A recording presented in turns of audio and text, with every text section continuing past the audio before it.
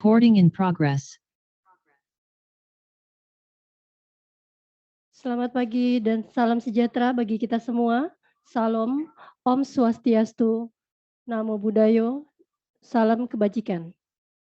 Yang terhormat Direktur Pemberdayaan Ekonomi Keluarga, Bapak Ahmad Taufik, yang kami hormati Kepala Bidang Usaha Mikro Kementerian Koperasi dan UKM, Bapak Beri Fauji, yang kami hormati para koordinator di lingkungan Direktorat Pemberdayaan Ekonomi Keluarga, para pejabat fungsional, ahli madya, dan ahli muda, pengelola pemberdayaan ekonomi keluarga, pusat dan provinsi, serta seluruh hadirin yang berbahagia. Selamat datang kepada seluruh peserta sosialisasi penerbitan, perizinan, dan berusaha bagi kelompok UPPKA. Bapak Ibu hadirin yang kami hormati, sebelum kita memulai kegiatan pada hari ini, ada sebaiknya kita memulai dengan membaca doa dengan menurut keyakinan masing-masing. Dimulai.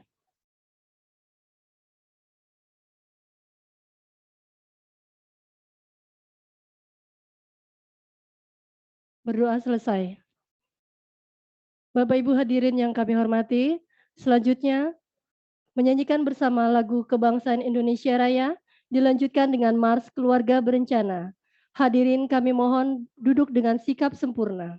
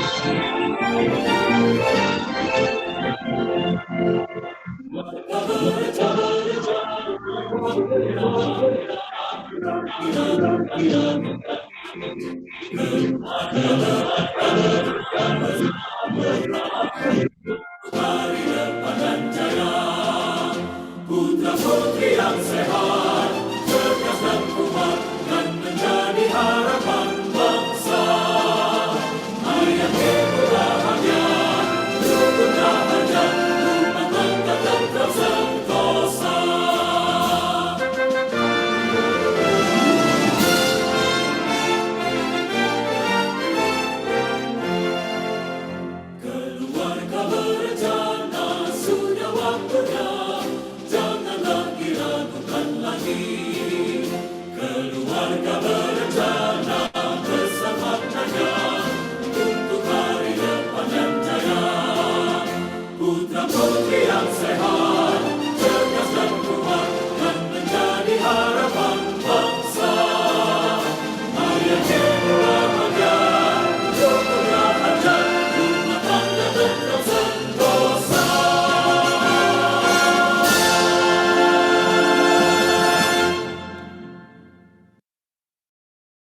Baik Bapak, Ibu, dan hadirin yang kami hormati, agar kegiatan hari ini dapat berjalan dengan lancar dan baik, saya ingatkan kepada seluruh peserta untuk mematuhi tata tertib yang akan saya bacakan. Pertama, seluruh peserta wajib menyalakan video selama acara berlangsung. Jika harus mematikan video karena satu dan lain hal, maka diharapkan agar foto profil dapat tersedia. Yang kedua, seluruh peserta wajib menonaktifkan mic saat narasumber sedang memberikan pemaparan. Yang ketiga, seluruh peserta wajib menuliskan nama dengan format asal provinsi underscore nama. Dan catatan jika peserta tidak mengubah nama sesuai dengan tata tertib di atas, maka admin akan mengubahnya. Keempat, pada saat sesi diskusi, peserta dapat bertanya melalui chat box atau bertanya secara langsung dengan menggunakan fitur reaction raise hand sebelum dipersilakan oleh moderator. Yang kelima, seluruh peserta wajib mengisi dengan lengkap daftar hadir yang diberikan pada kolom chat pada saat kegiatan ini berlangsung di pertengahan acara. Baik Bapak Ibu hadirin yang kami hormati, acara selanjutnya sambutan dan arahan sekaligus pemaparan yang akan disampaikan oleh Direktur Pemberdayaan Ekonomi Keluarga. Kepada Bapak Ahmad Taufik, kami silakan.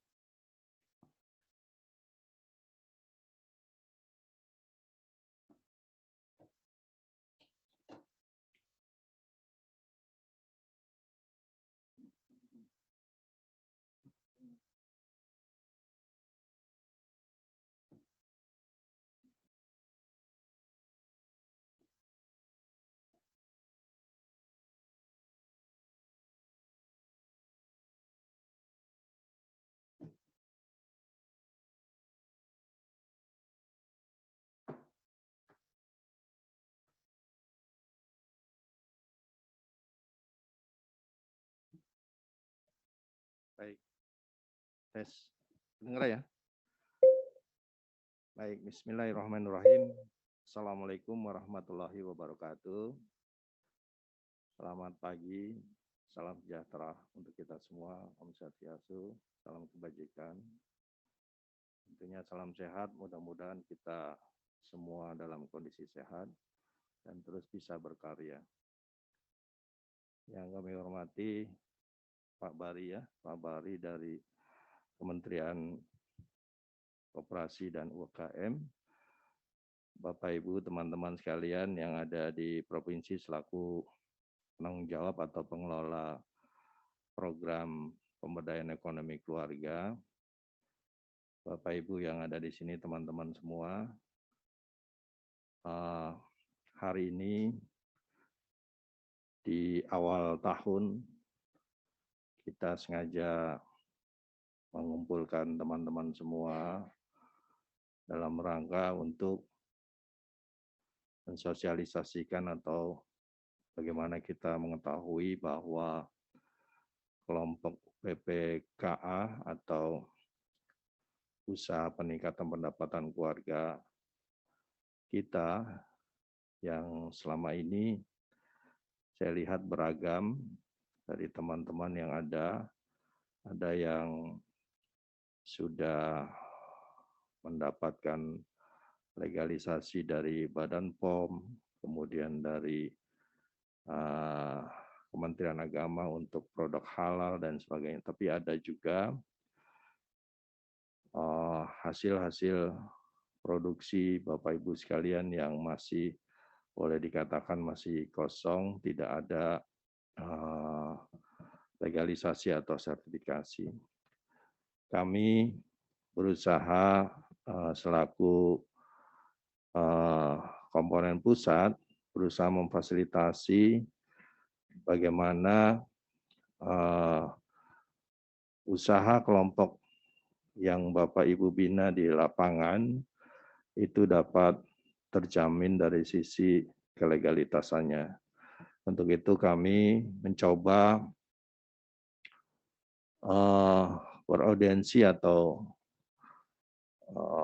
bicara dengan teman-teman atau bapak-bapak ibu teman networking kita yang ada di Kementerian Koperasi dan UMKM karena pengelolaan produk-produk kita sebagian besar itu tidak jauh berbeda dengan UMKM yang di bawah binaan Kementerian Koperasi dan UKM.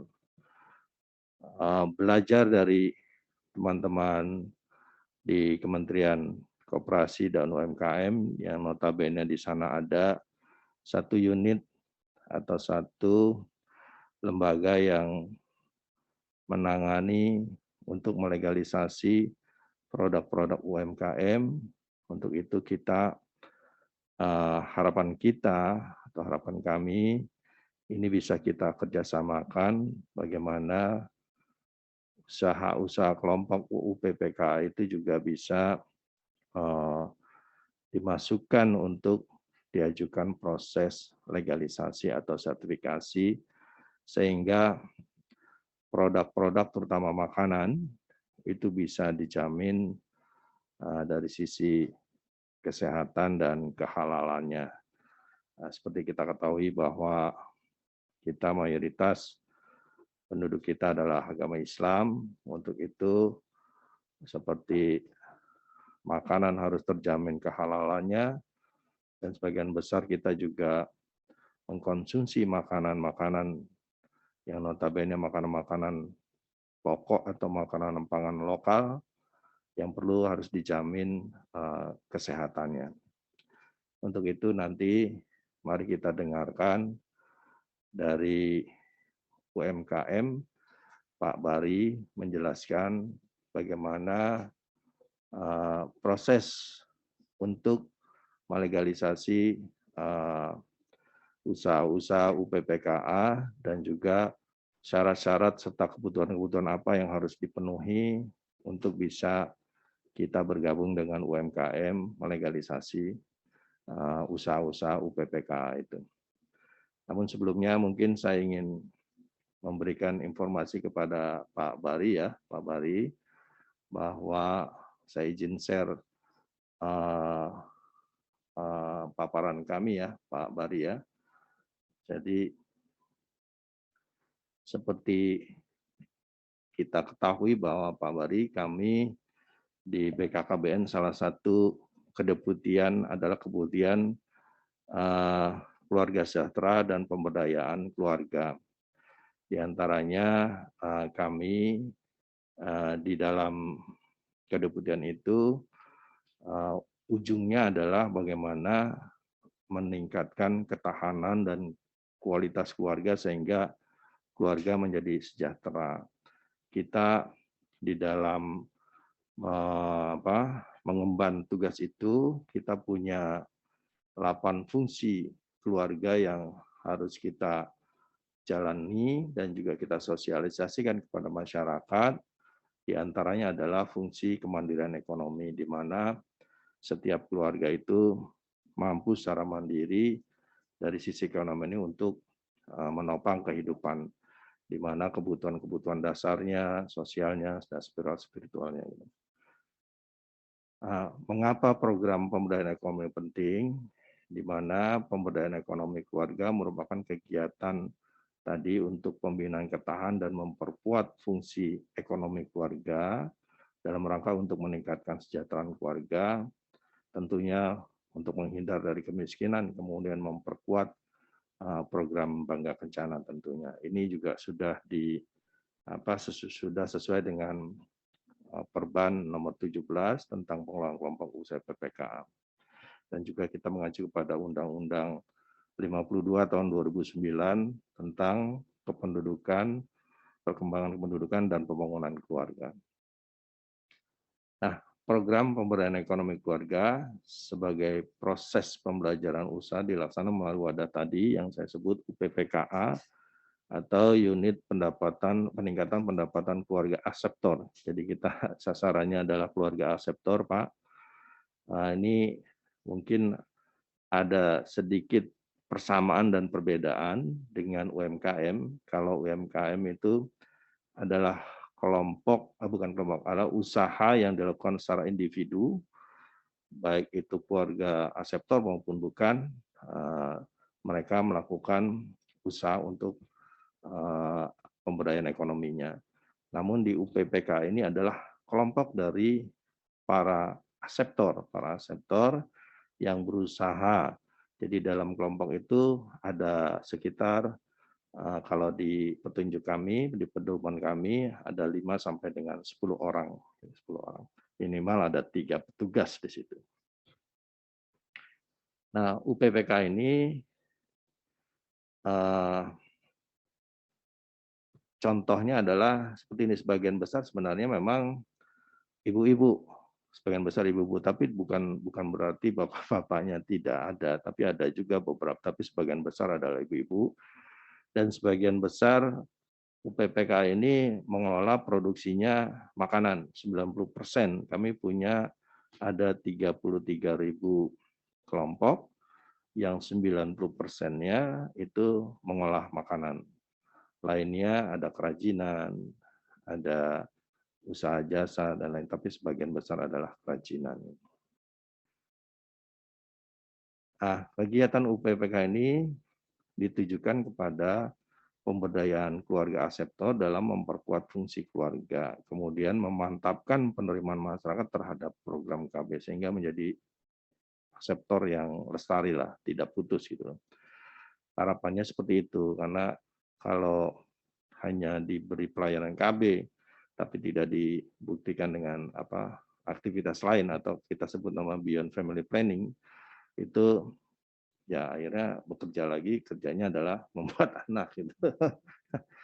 Jadi selain melestarikan atau menghindari drop out, juga nanti mampu mereplikasi, artinya dari kelompok-kelompok yang lain yang menjadi anggota atau masyarakat yang kita layani, itu juga sambil kita sosialisasikan untuk bisa ikut ber-KB atau kesertaan ber-KB.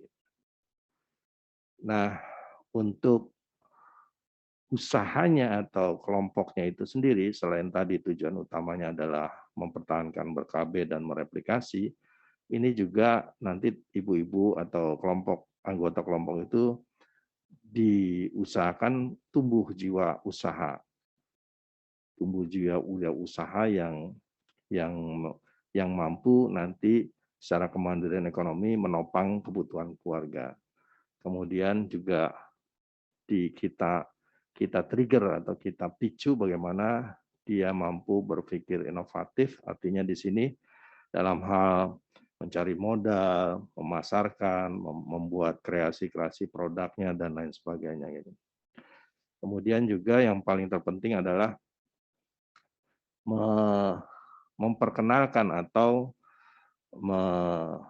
memanfaatkan makanan lokal kita yang sebenarnya makanan lokal yang ada di negeri kita itu luar biasa sehatnya dan luar biasa kandungan gizi serta manfaat yang luar biasa dibanding kita mengimpor. Jadi di sini kedaulatan pangannya kita tumbuhkan juga kepada kelompok-kelompok ini. Kemudian ya ini sudah ya. Ini keanggotaan tadi saya sebut keanggotaannya terdiri antara 5 sampai dengan 10, memiliki surat pendirian, ini ditandatangani bisa dari bupatinya, bisa dari camatnya, sampai dengan lurahnya. Jadi kita fleksibel, apakah SK itu mau di SK-kan oleh bupati, silakan, apa lebih kuat, atau wali kota, kemudian apakah itu mau di SK-kan melalui camat juga nggak masalah, atau lurah juga nggak masalah, untuk memperkuat bahwa usaha itu ada legalitasnya dari sisi pendiriannya ya. Nah, ini yang sudah ada, kita ada 33.000 ya.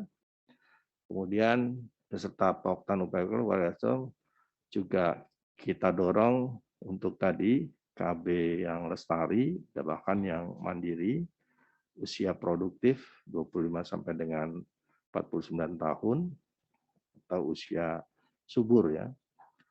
Nah, jenis usaha ada pertanian, perkebunan, peternakan, kerajinan, industri, dan lain sebagainya. Dan tadi sebagian besar adalah makanan. Makanya kita, karena ini sebagian besar makanan, kita membutuhkan legalisasi atau pengakuan lah. Atau ini contoh-contoh produknya kan nggak jauh dengan UMKM kan, seperti ini. Kalau saya lihat pameran-pameran UMKM ya hampir sama produknya dan sebagian besar juga memang kelompok UPPK ini embrionya dari UMKM.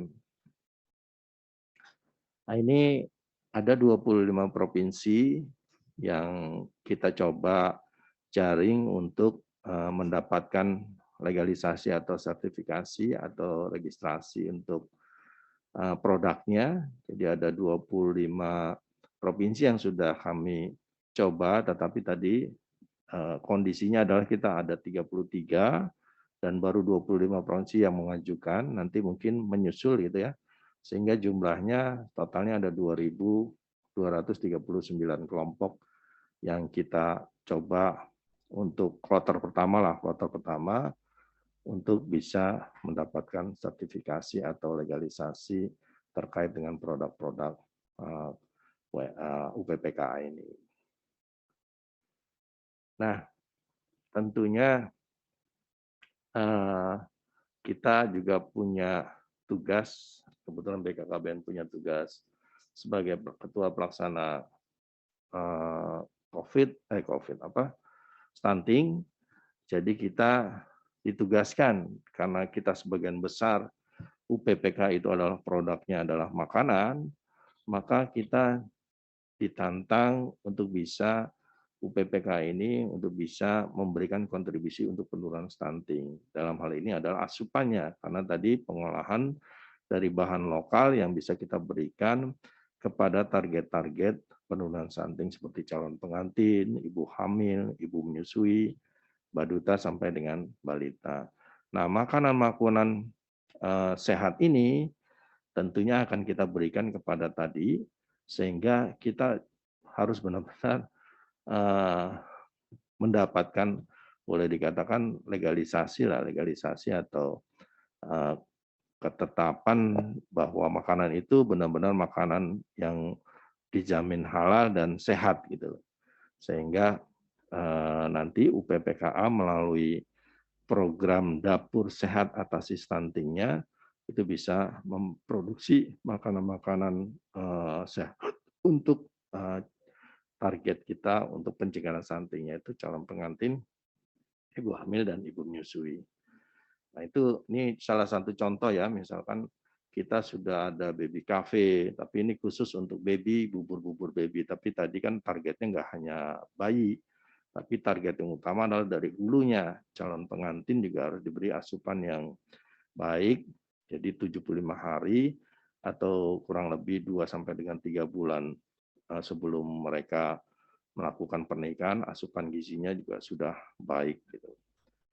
Nah, ini yang beberapa kita sudah sosialisasikan ke teman-teman untuk menyiapkan makanan sehat melalui dapur sehat atasi stunting, karena dengan embrionya UPPKA artinya skill mereka untuk mengolah pengelolaan produksi makanan, kemudian mengolah pasaran itu sudah baik dibanding kalau kita membuat dapur sehat itu dimulai dari nol. Kalau dari nol kan akan sulit, akan memakan waktu yang lama. Nah, ini juga sudah kami informasikan kepada teman-teman semua yang ada di provinsi.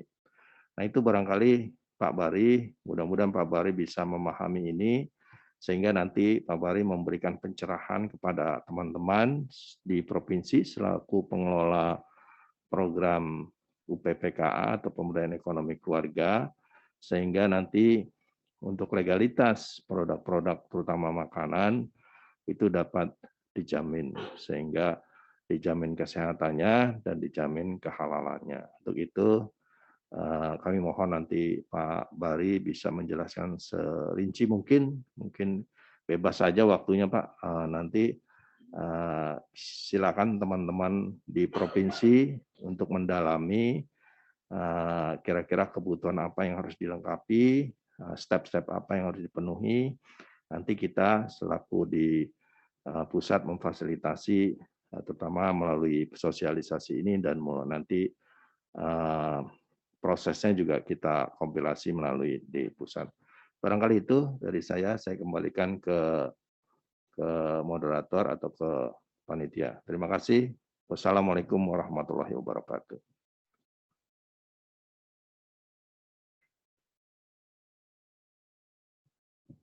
Baik, terima kasih Bapak Taufik atas arahan dan sambutannya.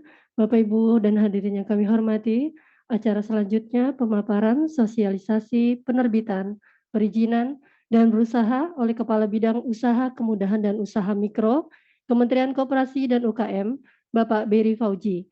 Dan pada pemaparan pada hari ini akan dimoderatori oleh Koordinator Bidang Pengembangan Program Usaha Ekonomi Keluarga, Ibu Endang Setiorini, Esos MM. Kepada Ibu Rini, kami silakan. Bismillahirrahmanirrahim. Terima kasih Bu Norma. Assalamualaikum warahmatullahi wabarakatuh. Yang terhormat Bapak Direktur Pemberdayaan Ekonomi Keluarga, yang kami hormati Bapak Beri, Kepala Bidang Kemudahan Usaha Mikro dari Kementerian Koperasi dan UKM, serta Bapak Ibu pejabat fungsional, penata KKB, ahli madya dan ahli muda di seluruh Indonesia, pengelola pemberdayaan ekonomi keluarga. Pertama-tama kami mengucapkan puji syukur kehadirat Tuhan Yang Maha Esa karena pada hari ini di awal tahun kami bisa berjumpa dengan Bapak Ibu sekalian walaupun secara virtual meeting, dan alhamdulillah kita sudah memulai gerakan dan tugas dan fungsi kita selaku pegawai dari BKKBN untuk di tahun ini bersama-sama untuk melakukan koordinasi dan sinkronisasi terhadap peningkatan pemberdayaan ekonomi keluarga di seluruh Indonesia. Bapak Ibu, pada hari ini kita akan mendengarkan paparan tentang kebijakan nasional koperasi dan UMKM yang akan disampaikan oleh Bapak Beri Fauzi. Sebelum Bapak Beri Fauzi akan menyampaikan paparannya, mohon izin Pak Beri, saya akan menyampaikan daftar riwayat hidup Bapak. Bapak Beri ini lahir di Bandung pada tanggal 27 bulan 1, berarti sebentar lagi ulang tahun ya Pak, tahun 1985, dan beliau sekarang adalah menjabat sebagai Kepala Bidang Kemudahan Usaha Mikro dari Kementerian Koperasi dan UMKM, dan beliau tinggal di Komplek Antapani Townhouse di Kota Bandung. Dan pendidikan beliau adalah dari Institut Keuangan Perbankan dan Informatika Asia. Betul ya Pak ya? Baik, untuk mempersingkat waktu, kami persilakan Pak Beri untuk menyampaikan paparannya. Dan nanti pada saat diskusi, kami mohon Bapak dan Ibu untuk tertib dan menjalankan diskusi ini. Dan kami nanti akan menerima pertanyaan dari Bapak Ibu sekalian dengan menyebutkan nama dan asal dari mana, sehingga nanti kita bisa mencatat apa yang diinginkan oleh Bapak Ibu sekalian. Kepada Bapak Beri, kami persilakan. Baik, Assalamualaikum warahmatullahi wabarakatuh. Salam sejahtera untuk kita semua. Om Swastiastu, Namo Buddhaya, salam kebajikan. Yang saya hormati Bapak Direktur Pemberdayaan Ekonomi Keluarga, Pak Ahmad Taufik. Yang saya hormati Moderator, Koordinator Pengembangan Program UEK, Ibu Endang.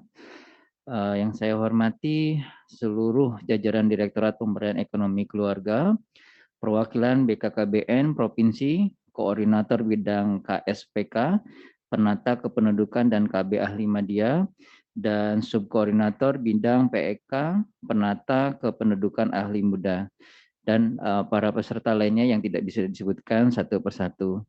Baik, untuk mempersingkat waktu, Ibu Bapak sekalian, kami diminta untuk memaparkan terkait bagaimana sosialisasi penerbitan perizinan berusaha dari Kementerian Koperasi dan UKM. Tadi sudah diperkenalkan, nama saya Beri Fauzi selaku Kepala Bidang Kemudahan Usaha Mikro. Baik Ibu Bapak sekalian, kebijakan nasional terkait dengan koperasi dan UMKM tadi disebutkan oleh Bapak Direktur, seyogyanya kalau Ibu Bapak sekalian telah menghasilkan suatu produk dan telah bisa dijual, Ibu Bapak sekalian itu masuk ke dalam kategori pelaku UMKM seperti itu. Yang membedakan apa? Yang membedakan adalah kriterianya. Nah, kita sudah telah terbit Undang-Undang Cipta Kerja dan aturan turunannya. Jadi ya, Ibu Bapak sekalian. Nah, kalau Ibu Bapak sekalian omsetnya di bawah istilahnya per tahunnya 2 miliar, itu Ibu Bapak sekalian masuk kepada pelaku usaha mikro. Ya, di sini bisa dilihat usaha mikro banyak sekali ya, ada sekitar 63.955,369 atau sekitar 99,62%. Nah, kenapa usaha mikro begitu banyak? Karena ada perubahan kriteria. Kita tidak lagi mengacu kepada Undang-Undang Nomor 20, melainkan kita mengacu kepada Peraturan Pemerintah Nomor 7 terkait dengan kriteria. Jadi semakin banyak pelaku usaha mikro akibat perubahan proporsi terkait dengan kriteria tersebut. Nah, ini bisa dilihat juga ya berdasarkan skala usaha di bidang koperasi, tantangan koperasi di masa depan, ataupun kendala UMKM di Indonesia.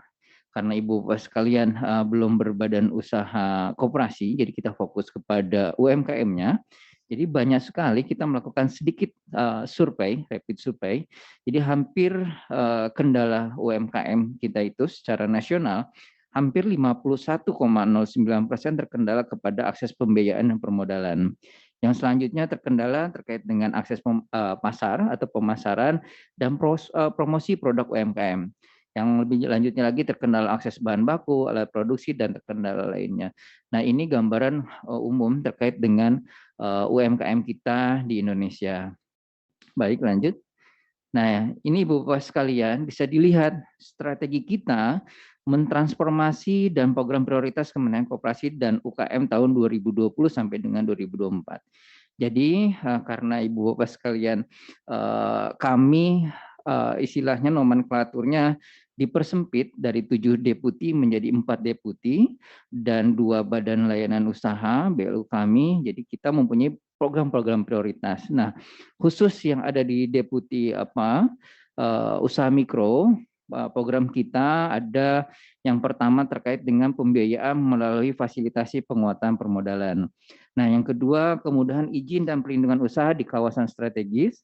Yang ketiga pengembangan rantai pasok melalui standarisasi dan skema atau sistem jaringan pemasaran. Yang keempat pengembangan kapasitas usaha melalui transformasi formal menuju formal, dan selanjutnya fasilitasi bantuan hukum dan konsultasi usaha. Nah, ini yang ada di deputi usaha mikro. Yang deputi lainnya ini menunjang misalkan usaha mikro tersebut setelah usahanya naik kelas seperti itu. Bisa masuk kepada usaha kecil menengah ataupun yang memiliki jiwa kewirausahaan dan lain sebagainya, memiliki program-program strategis yang bisa diterapkan kepada Ibu Bapak sekalian. Nah, khusus yang ada di pertemuan kali ini kita underline terkait dengan pengembangan kapasitas usaha melalui transformasi informal menuju formal seperti itu. Karena kita memiliki strategi transformasi, yang pertama kita transformasi dulu deh dari informal ke formal. Nah, setelah bertransformasi dari informal ke formal, baru kita dorong kepada transformasi ke dalam rantai pasok. Nah, setelah itu akan menuju kepada badan usaha yang bisa menaungi Ibu Bapak sekalian berbentuk koperasi yang modern seperti itu dan didorong kepada pertumbuhan wirausaha produktif. Baik, lanjut. Nah, ini sedikit refleksi Ibu Bapak sekalian terkait dengan yang setelah kita laksanakan di 2021, kita mempunyai 5 fondasi ya. Yang pertama ada akses pembiayaan, yang kedua kemitraan strategis, reformasi birokrasi, pendataan, sistem data tunggal kita, ada yang lebih lanjutnya lagi perluasan pasar digital. Nah, ini refleksi-refleksi ini yang sudah kita laksanakan di tahun kemarin. Jadi yang tadi saya sampaikan, reformasi birokrasi kita yang dari 7 deputi menjadi 4 deputi, dan semua itu menjadi fokus kepada treatment yang dilakukan kepada pelaku usaha yang ada di Indonesia seperti itu. Kalau Ibu Bapak sekalian termasuk pelaku usaha mikro, berarti nanti ranahnya ke deputian usaha mikro. Kalau misalkan Ibu Bapak sekalian kriteria omsetnya masuk kepada deputi UKM, nanti ada deputi UKM yang intervensi ataupun yang memerlukan kewirausahaan, pendampingan inkubasi dan sebagainya, ada deputi kewirausahaan ataupun nanti dengan koperasi dan lain sebagainya. Ini refleksi arah kebijakan pemberdayaan dan pengembangan kita di tahun 2021. Baik, lanjut. Nah, ini Bu Bapak sekalian, ini sebetulnya selaras dengan apa yang disampaikan oleh Pak Direktur tadi. Jadi pimpinan kami, Pak Menteri, menargetkan generasi-generasi muda ini yang menjadi terdepan ya dalam pelaku UMKM, karena kita sudah melakukan pemetaan yang bertahan itu pelaku usaha yang relatif muda. Istilahnya yang produktif lah untuk bisa berusaha yang mengikuti perubahan iklim usaha kepada digital dan lain sebagainya, menguasai pangsa pasar secara cepat seperti itu. Maka dari itu di tahun 2022 kita coba push kepada pelaku usaha muda untuk bisa lebih mendorong sehingga bisa mampu berkontribusi kepada terhadap PDB kita seperti itu. Jadi 70% nanti program transformasi prioritas kita, 70% pelaku UMKM dan koperasi, jadi anak muda, jadi perempuan khususnya, dan fokus untuk mendukung pengembangan usaha ramah lingkungan. Yang kedua, akses pembiayaan UMKM dan koperasi bergeser dari sektor perdagangan ke sektor real seperti itu. Jadi pembiayaannya kita ada namanya LPDB ke UMKM sebesar 40% untuk sektor real. Jadi nanti izin Pak Direktur, kalau misalkan nanti ada kelompok UPPKA itu, kalau misalkan digabungkan dalam satu badan koperasi, nanti untuk permodalannya bisa mengakses kepada LPDB dengan bunga yang cukup murah seperti itu. Nah, yang selanjutnya lagi adalah 30% dari total UMKM kita sudah masuk kepada ekosistem digital. Kita sudah banyak bekerja sama dengan platform-platform digital di Indonesia, sehingga kita bisa mendorong para pelaku usaha kita untuk go digital seperti itu. Nah, nanti mudah-mudahan di 2022 juga 70% dari total UMKM di masa COVID ini sudah melakukan mengalami pemulihan usaha. Baik, lanjut.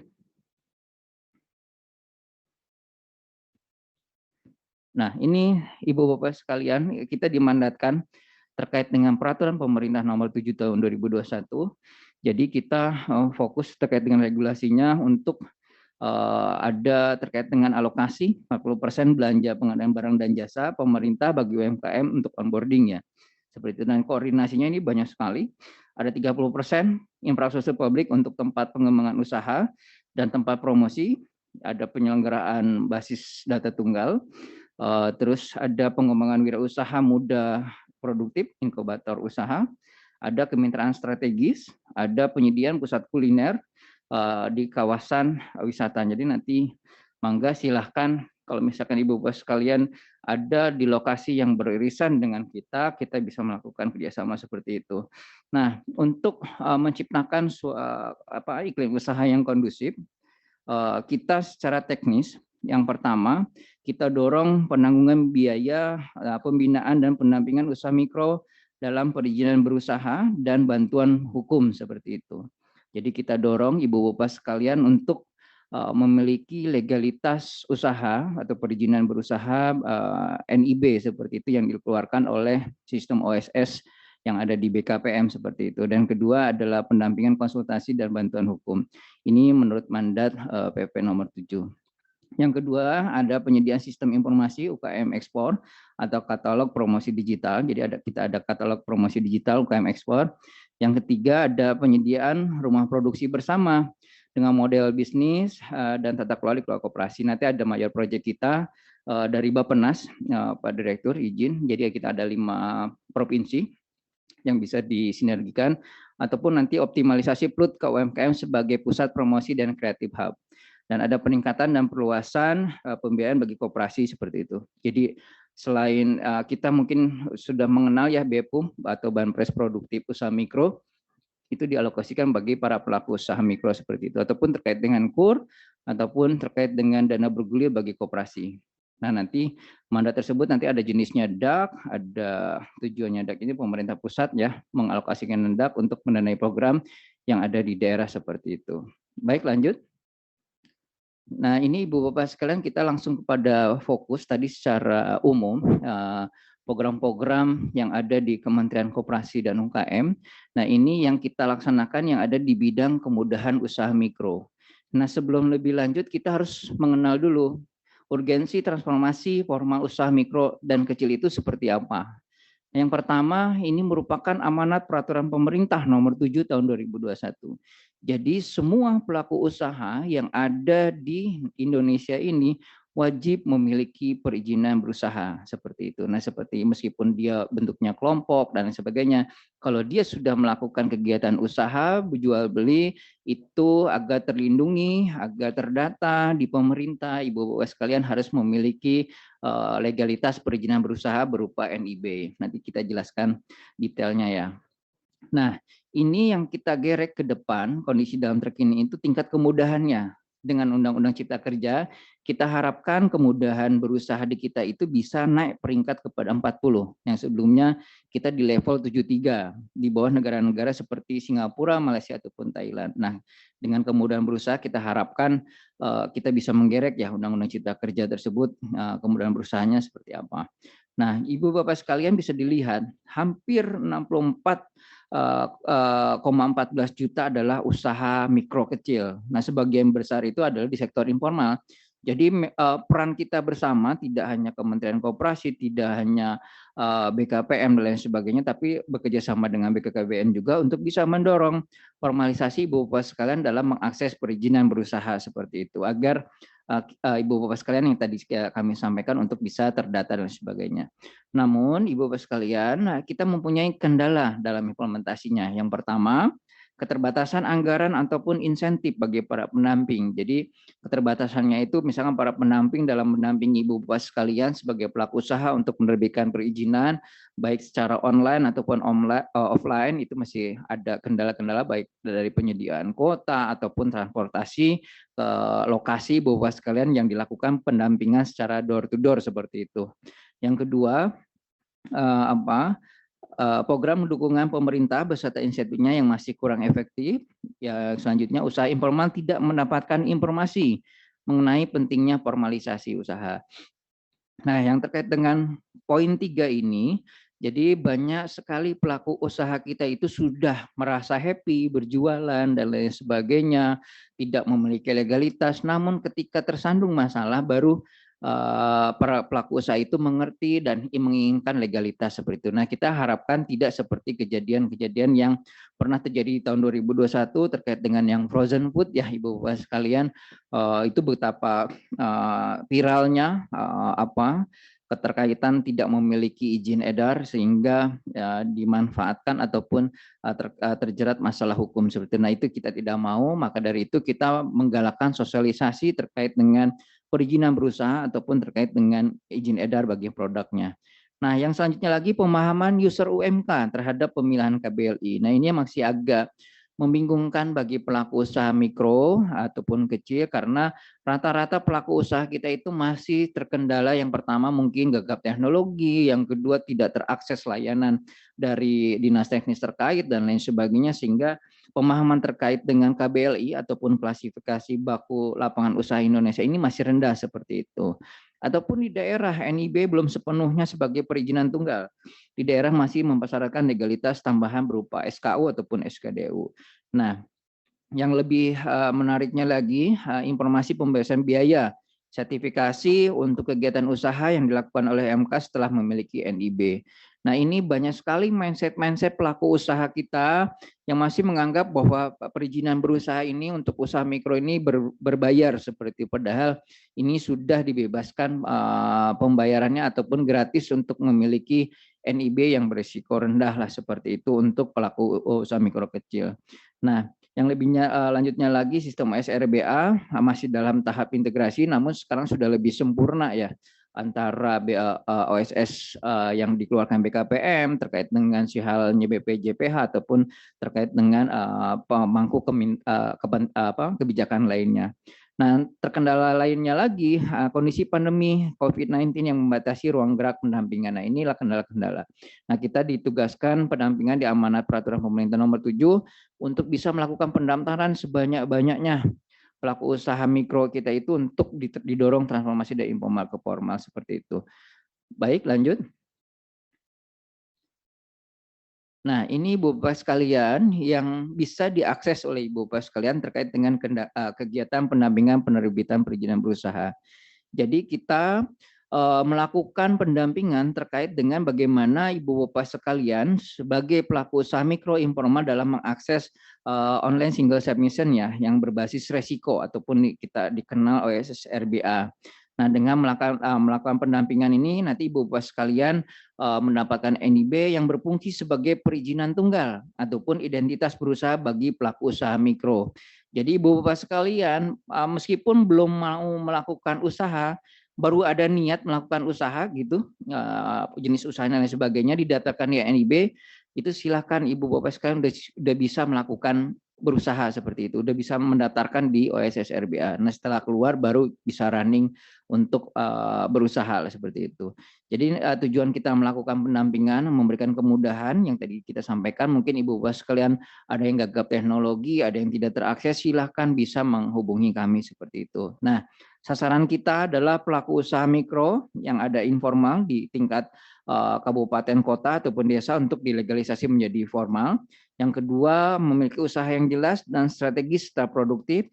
Yang selanjutnya lagi nanti Ibu Bapak sekalian harus bersedia setelah NIB itu terbit dilakukan mentoring digitalisasi untuk perkembangan usahanya. Jadi setelah Ibu Bapak sekalian usahanya mendapatkan legalitas usaha, nanti akan didampingi mentoring bisnis seperti itu. Apa saja bentuknya nanti kita jelaskan secara detailnya. Nah, ini contoh kegiatan kita Selindo. Jadi meskipun para relawan atau pendamping kita ada di Pulau Jawa, terkonsentrasi Jawa, Pulau Bali, nanti kita akan kembangkan di Sumatera dan Sulawesi dan Kalimantan. Ibu Bapak sekalian yang di luar wilayah tersebut masih bisa didampingi secara online seperti itu. Baik, lanjut. Jadi ini Ibu Bapak sekalian dalam kita berkolaborasi ya, bukan kolaborasi lagi, kita sudah beraksi istilahnya program perizinan dan sertifikasi bagi usaha mikro. Jadi kita ada aturan mainnya, dasar pelaksananya tetap di Undang-Undang Cipta Kerja. Aturan mainnya ada peraturan pemerintah nomor 5, ada nomor 6, nomor 7, dan 39. Ini terkait dengan sertifikasi dan izin edar yang ada di Ibu Bapak sekalian. Yang pertama kita percepatan penerbitan nomor induk berusaha. Kita membentuk Garda Transbumi ataupun Garda Transformasi Formal Usaha Mikro, disingkat jadi Transbumi. Jadi bersinergi nanti dengan Mesikop Indonesia, ada BKPM, BPJPH, dan BSN seperti itu. Yang kedua, nanti Ibu Bapak sekalian yang misalkan kategori di Perkabadan POM nomor 22 yang memerlukan PRT, kita ada fasilitasi penyeluhan keamanan pangan yang bersinergi dengan Dinas KUKM ataupun dengan Balai POM di daerah seperti itu. Yang selanjutnya lagi ada percepatan penerbitan izin edar bersama BPOM. Jadi kita sudah MOU ya. Jadi nanti ada simplifikasi persyaratan, ada pemotongan durasi dan sebagainya sehingga nanti izin edarnya tetap cepat keluar. Terus kita ada sinergi fasilitasi jaminan produk halal bagi usaha mikro. Ini yang tahun kemarin ya 3.200 kita sudah terbitkan, namun kita juga ada pembiayaan. Ataupun Ibu Bapak sekalian yang ingin memiliki istilahnya hak merek dagang, namun ingin mendaftarkan mandiri dengan rekomendasi dari kita, itu akan mendapatkan potongan harga dari semula 1,8 juta bisa menjadi 500.000. Nah, untuk kalau program regulernya ini kita semua ada anggaran penggantinya. Kalau misalkan Ibu Bapak sekalian mau memiliki kecukupan uang untuk mendaftarkan mandiri, kita ada fasilitasi rekomendasinya seperti itu. Baik, lanjut. Nah, ini Bu Bapak sekalian, kenapa kita harus memiliki perizinan berusaha? Karena dalam rangka untuk kemudahan ya. Nah, ini kemudahan dan dukungan kita sebagai pemerintah pusat dan daerah bagi UMKM sesuai dengan peraturan pemerintah nomor 7. Jadi kita ada 3 fokus kemudahan. Yang pertama ada kebutuhan legalitas, yang kedua kemudahan produksi dan pembiayaan, yang ketiga kemudahan pemasaran dan pasca produksi. Jadi nanti kemudahan legalitas itu ada apa saja? Ada pendirian perseorangan bagi UMK. Nah, ini kalau misalkan Ibu Bapak sekalian yang ingin membentuk perseorangan, ya nanti ada AHU-nya cuma bayar 50.000. Namun kalau misalkan tidak mau bikin PT perseorangan itu tidak dibayar seperti itu. Nanti Ibu Bapak sekalian telah memiliki NIB, nanti akan sebagai perizinan tunggal bagi UMK, nanti ada resikonya juga, bisa dilihat resikonya tersebut, nanti ada resiko rendah, ada resiko menengah rendah, ada resiko menengah tinggi ataupun resiko tinggi. Nanti Ibu Bapak sekalian masuk kepada kategori mana dalam menerbitkan perizinan tersebut. Yang selanjutnya lagi kemudahan produksi dan pembiayaan, nanti ada pembebasan biaya perizinan bagi UMK. Ini berlaku untuk SNI Bina UMK ataupun terkait dengan sertifikasi halal ya yang self declare. Nanti ada surat pernyataan mandirinya seperti apa, nanti berkoordinasi dengan pihak BPJPH seperti itu.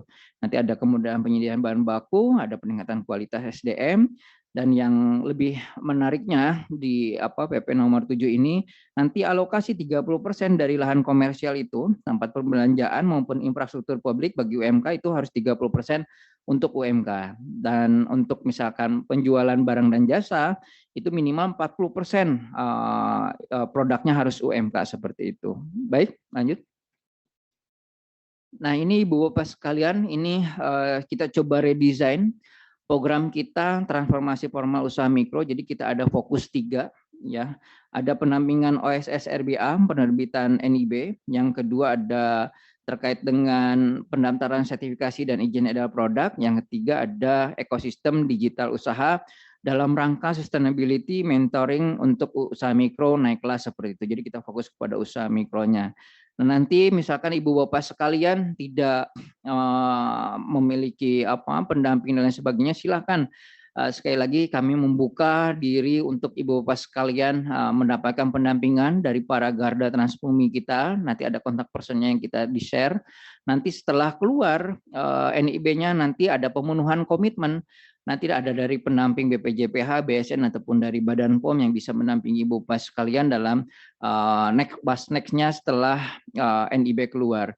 Nah, ini penampingan OSS RBA, penerbitan NIB, jadi ada penampingan bagi merchant marketplace, ada nasabah himbara, tidak terakses pelayanan dan dinas teknis terkait, ada gagap teknologi. Nah, ini ranahnya garda transbumi. Nanti setelah keluar, itu nanti Ibu Bapak sekalian yang resikonya rendah ada pemenuhan komitmen seperti itu. Nanti pemenuhan komitmen ini akan ditindaklanjuti dari BPJPH, BSN ataupun Badan POM. Yang pertama ada sertifikasi halal terkait self declare dari BPJPH Kemenak. Yang kedua ada SPP PRT. Nanti yang melalui sistemnya Badan POM, Balai POM ataupun Dinkes tingkat kabupaten kota. Ataupun nanti SNI Bina UMK dari BSN Indonesia. Nah, nanti kita bisa bantu dari Kementerian Koperasi dengan kuota yang terbatas untuk fasilitasi pengganti biaya kepengurusan sertifikasi dan izin edar produk izin edar MD BPOM, ada halal, hak merek dagang, dan penyuluhan keamanan pangan. Jadi meskipun ini berbayar, ini dibayarkan oleh pemerintah sehingga kepada Ibu Bapak sekaliannya ini bersifat gratis. Nah, ini setelah keluar legalitas dan izin edarnya bagi produk Ibu Bapak sekalian, barulah masuk ke dari Mikromentor Indonesia untuk bisa mendampingi Ibu Bapak sekalian pemasaran online yang pertama, terus yang kedua La Mikro, nanti laporan usaha mikro untuk keuangan, ada penampingan keamanan cyber ya. Karena di dunia digital ini banyak sekali yang memanfaatkan cyber security untuk bisa memprotek Ibu Bapak sekalian dalam berjualan digital nantinya. Yang lebih lanjutnya lagi nanti ada dari akses platform digital. Nah, ini ngeredesain, jadi usaha mikro itu akan naik kelas dengan redesain tahun 2022 ini. Kita harapkan bisa menjadi sebuah solusi baru untuk Ibu Bapak sekalian mentransformasi dan mengakselerasi dari informal ke formal seperti itu. Nah, target kita ada 3 juta NIB secara nasional. Baik, lanjut. Nah, ini Ibu Bapak sekalian, silahkan nanti diakses saja. Kita sudah melakukan rekrutmen ya Ibu Bapak sekalian di Jabar, Jateng, DIY, Jadetabek, Jatim, Bali sudah terbentuk relawan kita, kurang lebih ada 350 relawan yang bisa mendampingi Ibu Bapak sekalian secara gratis, tidak dipungut biaya sepeser pun ya, silakan nanti dikontak. Jadi nanti jenis pendampingannya pendampingan OSS RBA untuk mendapatkan SNI ataupun terkait dengan SPP PRT sekarang sudah bisa dibantu diterbitkan oleh para relawan garda kita. Nah, nanti akan dilanjutkan kepada mentoring bisnis ataupun masuk kepada platform digital. Baik, lanjut. Nah, ini capaian tahun kemarin kiranya dilewat saja. Lanjut. Nah, ini program terkait dengan Ibu Bapak sekalian yang ingin mendapatkan fasilitasi pembinaan standarisasi produk seperti itu. Ini kita mempunyai beberapa program yang bisa Ibu Bapak sekalian akses. Kita mempunyai program self-declare sertifikasi halal, yang pertama. Yang kedua, pendaftaran hak merek. Yang ketiga, penyuluhan keamanan pangan sebagai salah satu prasyarat sertifikat produksi pangan industri rumah tangga ataupun kita kenal SPP IRT bagi kategori Perka Badan POM nomor 22 ataupun yang terakhir program kita ada izin edar merek ataupun MD bagi kategori produk yang dinilai high risk seperti itu. Jadi kita ada untuk tahun ini sasarannya masih selaras dengan yang BKPPN yang Pak Direktur tadi sampaikan. Kita tahun ini masih menyasar kepada bidang pangan olahan makanan minuman, belum menyasar kepada obat tradisional dan kosmetik. Jadi kita fokus dulu karena menurut informasi yang kami dapat bahwa 63% dari pelaku usaha kita adalah bergerak di bidang makanan dan minuman seperti itu. Baik, lanjut. Nah, ini Bapak sekalian, jadi kita di akhir tahun kemarin sudah istilahnya open call bagi Ibu Bapak sekalian yang ingin mendaftarkan program kita. Jadi sudah terkumpul hampir 9.200 pelaku usaha mikro yang mengakses program kita. Jadi kita setiap akhir tahunnya open call bagi Bapak sekalian yang ingin program-program yang tadi. Setelah itu kita terkumpul data, kita melakukan kurasi. Yang alhamdulillah kemarin izin Pak Direktur sudah kita kurasi. Jadi Bapak sekalian kalau misalkan nanti ada perluasan ataupun penambahan anggaran, nanti kita bisa bersinergi dengan pihak BKBBN seperti itu. Nanti setelah dikurasi baru kita bantu pendampingan untuk pendaftaran online bagi baik yang di JKI, BPJPH, Badan POM dan sebagainya kita bantu seperti itu. Nah, untuk yang ada di Badan POM kita bantu pengujian laboratorium dan IREG-nya seperti itu. Jadi ada senilai 3,5 juta sampai dengan 10 juta untuk yang pengujian produk sekaligus IREG-nya. Sesuai dengan PNPB 50% sekitar 375.000. Nah, terkait dengan BPJPH untuk self declare kurang lebih ada 500 sampai dengan 700.000 untuk proses self declare seperti itu. Kalau misalkan yang terkait dengan DJKI ataupun terkait dengan hak merek, kita bantu untuk pendaftaran online senilai Rp500.000 yang tadi. Nah, untuk yang SPP IRT, kalau misalkan Ibu Bapak sekalian masuk kepada kategori PIRT, ya, nanti kita bantu untuk penyuluhan keamanan pangan bagi 50 pelaku usaha mikro ya, di wilayah Ibu Bapak sekalian. Kita menghadirkan narasumbernya, kita dilaksanakan di salah satu hotel biar Ibu Bapak sekalian dilakukan penyuluhan keamanan pangan agak nyaman seperti itu, sehingga nanti kita dilakukan salah satu hotel selama 2 hari. Ibu Bapak sekalian nanti akan dilakukan penyuluhan keamanan pangan sehingga keluar nanti sertifikat PKP ataupun sertifikat penyuluhan keamanan pangan. Baik, lanjut. Nah, ini Ibu Bapak sekalian, kalau Ibu Bapak sekalian ingin mendaftarkan secara mandiri, silahkan didata melalui tim BKKBN. Nanti silahkan bagi yang akan daftar mandiri, kita akan keluarkan rekomendasi sehingga nanti Ibu Bapak sekalian yang semulanya yang tadi disampaikan harus membayar Rp1,8 juta, dengan ada rekomendasi kita hanya bayar untuk Rp500.000 untuk permohonan pendaftaran merek seperti itu. Baik, lanjut.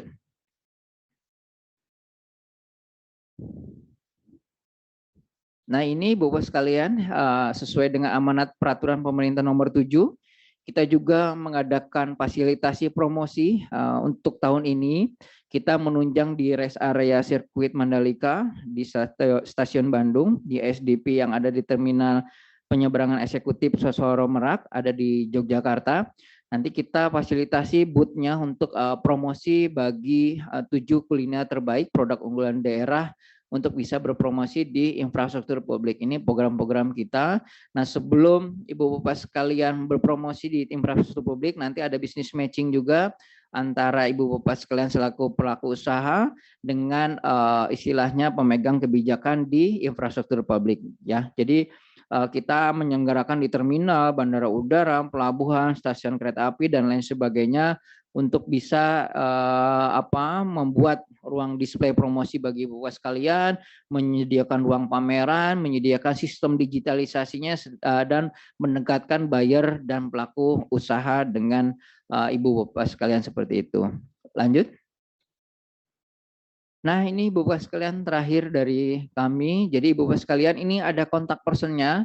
Silahkan disebarkan oleh tim BKKBN untuk Ibu Bapak sekalian bisa menghubungi para korwil kita. Jadi kita mempunyai koordinator wilayah yang tadi disampaikan ada di Jawa Barat, DIY, ada di Jabodetabek, ada di Jatim, ada di Jateng, ada di Bali. Nah, untuk yang di luar Pulau Jawa Bali kita akan selenggarakan tahun ini ataupun terkait dengan open call untuk 2022 ini ada Bitly-nya sehingga bisa diakses. Namun untuk sekarang sedang kita tutup dulu untuk Bitly-nya karena sudah selesai kita kurasi. Namun kalau misalkan kita ada penambahan anggaran dan lain sebagainya nanti kita akan mulai open call kembali. Mungkin itu saja Bu Endang yang dapat kami sampaikan. Kami kembalikan. Terima kasih. Assalamualaikum warahmatullahi wabarakatuh. Terima kasih Pak Beri. Alhamdulillah kita sudah mendapatkan pencerahan yang sangat berarti bagi peningkatan kelompok UPPKA tentunya. Dan kami persilakan kepada Bapak Ibu dari teman-teman provinsi yang ingin bertanya tentang bagaimana nanti persyaratan bagi kelompok UPPKA dan tindak lanjut yang harus kita lakukan. Dan kami membuka 3 pertanyaan dulu dari provinsi. Pak Okta bisa diakses? Silakan, sudah dibuka mic-nya. Ya, silakan Bapak Ibu yang ingin bertanya. Untuk menyebutkan nama dan provinsinya dari mana?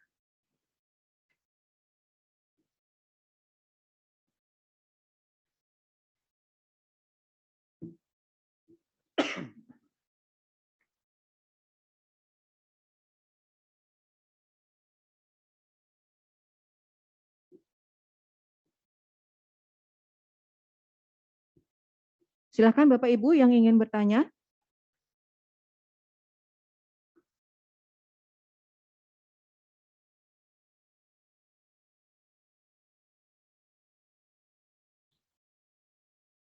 Belum ada raise hand di sini, Mbak.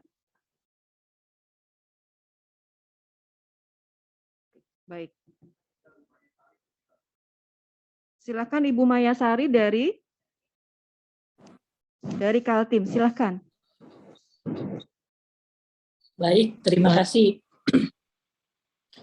Suara saya terdengar ya, Mbak? Sangat terdengar, Bu, bagus. Baik, Assalamualaikum warahmatullahi wabarakatuh. Selamat pagi. Mungkin dari Kaltim kami ingin menanyakan terkait tadi untuk bahasa kami lapak ya, untuk yang di bandara. Nah itu kira-kira syaratnya seperti apa dan produk seperti apa sih yang bisa ditampilkan untuk di bandara dan syarat-syaratnya seperti apa? Kalau tadi saya lihat kan untuk di Kalimantan Timur sendiri belum ada timnya ya. Mudah-mudahan bisa segera ada ya Pak. Mungkin itu, dan nanti mungkin kami akan menghubungi lebih lanjut ya Pak terkait dengan pemasaran-pemasaran karena tadi cukup menarik. Ternyata banyak tempat yang bisa kita kerjasama, yang bisa kita sasar terkait dengan pemasaran produk-produk kami, karena untuk produk kami di Kalimantan Timur sendiri cukup banyak dan mungkin nanti kami mohon bantuan untuk bisa bekerja sama. Mungkin baik itu saja, terima kasih. Ya, terima kasih Bu Maria. Silakan Pak Beri untuk dijawab dulu. Monggo Pak Beri. Baik, ini Bu Mayasari ya? Iya, betul. Mayasari. Terkait dengan fasilitasi kami, kita memang agak terbatas Bu karena masih tahap piloting di masing-masing daerah terkait dengan fasilitas promosi. Jadi nanti kalau misalkan dari Kaltim kita sudah deal dengan pihak yang ada di sana, bisa jadi di Angkasa Pura, bisa jadi di terminal dan lain sebagainya. Nanti kita adakan ruang pameran di situ, ruang promosi istilahnya bagi pelaku usaha yang ada di sana. Nah, nanti kriterianya apa saja? Yang penting produknya produktif, jadi produk unggulan daerah, khas unggulan daerah yang banyak diminati sebagai oleh-oleh lah istilahnya kayak gitu kasarannya. Jadi yang banyak diminati oleh-oleh. Nah kalau di Kaltim kan misalkan amplang gitu, kita nanti fokus misalkan di amplang yang benar-benar terkenal lah apa di sana seperti itu. Kalau misalkan kemarin yang sudah kita kurasi di Mandalika kan di situ ada kopi, ada taliwang, ada sate rembige dan lain sebagainya. Nah ini yang masuk yang benar-benar khas daerah dan ibu bapak sekalian masih kriteria usaha mikro. Usaha mikro itu modal usahanya 1 miliar, omset tahunannya 2 miliar. Nah di luar itu kita tidak akan fasilitasi. Jadi bapak sekalian mangga silahkan nanti kalau misalkan ada tinggal dipetakan untuk bisa masuk ke dalam infrastruktur publik seperti itu, baik di stasiun, di pelabuhan dan sebagainya. Nanti kita intervensi untuk penyediaan fasilitasi ruang promosinya. Nah, untuk Kalimantan Timur merupakan major project juga, Ibu, terkait dengan Bappenas. Nanti kita akan coba fasilitasi penyuluhan keamanan pangan karena banyak sekali yang bergerak di oleh-oleh yang tadi yang amplang itu memerlukan sertifikat PIRT. Jadi setelah keluar sertifikat PIRT di sistem OSS RBA BKPM diperlukan secepatnya penyuluhan keamanan pangan. Nanti kita akan coba intervensi untuk masuk di Kaltim. Boleh saja nanti kita bekerja sama dengan tim BKKBN untuk pelaksanaan di sana. Jadi nanti kita ada 50-50 lah dari beberapa wilayah di sana kita undang. Bisa jadi di Samarinda ataupun di Balikpapan ataupun di mana lokasinya kita datangkan Dinkesnya, Balai POM-nya untuk bisa melakukan penyuluhan keamanan pangan sehingga nanti izin edar PIRT-nya dapat secara cepat dikeluarkan seperti itu untuk pemenuhan komitmennya. Mungkin itu saja Bu dari saya. Terima kasih. Baik, terima kasih Pak Beri. Ada lagi dari provinsi? Saya tanya boleh ya? Silakan Pak Direktur. Pak Bari. Ya. Ini kan ada persyaratan ya terkait dengan untuk sertifikasi produk. Salah satunya adalah penerbitan perizinan berusaha. Sedangkan kami di kelompok UPPK ini, karena ini di bawahnya UMKM, mikro lagi gitu loh Pak. Dan ininya sifatnya kelompok, kami di dalam petunjuk kami untuk membentuk kelompok ini tadi yang saya sudah sebutkan adalah SK dari bisa bupati, bisa camat, bisa Pak Lurah. Apakah dengan tadi SK kelompok ini itu bisa dikategorikan sebagai perizinan berusaha? Barangkali itu karena nanti kalau sudah ada ini kan pasti sudah dapat sertifikat, pasti dapat izin edar gitu loh Pak. Ya, biar teman-teman paham nanti. Baik, terima kasih Pak Direktur. Terkait dengan legalitas izin perizinan berusaha itu hanya yang diakui oleh pemerintah saat ini yang dikeluarkan oleh OSS Pak, oss.go.id yang kewenangannya ada di pihak BKPM. Nah itu berlaku sebagai perizinan tunggal dan sebagai identitas bagi Bapak sekalian sebagai pelaku usaha. Jadi pelaku usaha mikro itu tidak terlepas dari kelompok usaha bersama ataupun kubu ataupun gapoktan dan lain sebagainya.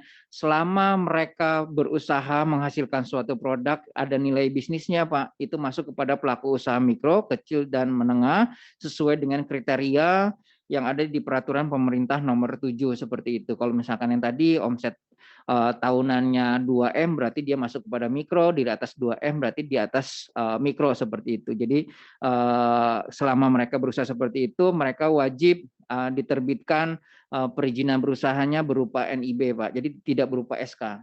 Ya, jadi NIB sebagai perizinan mereka dalam berusaha sehingga mereka nanti terdata ataupun nanti bakal terlindungi oleh pemerintah.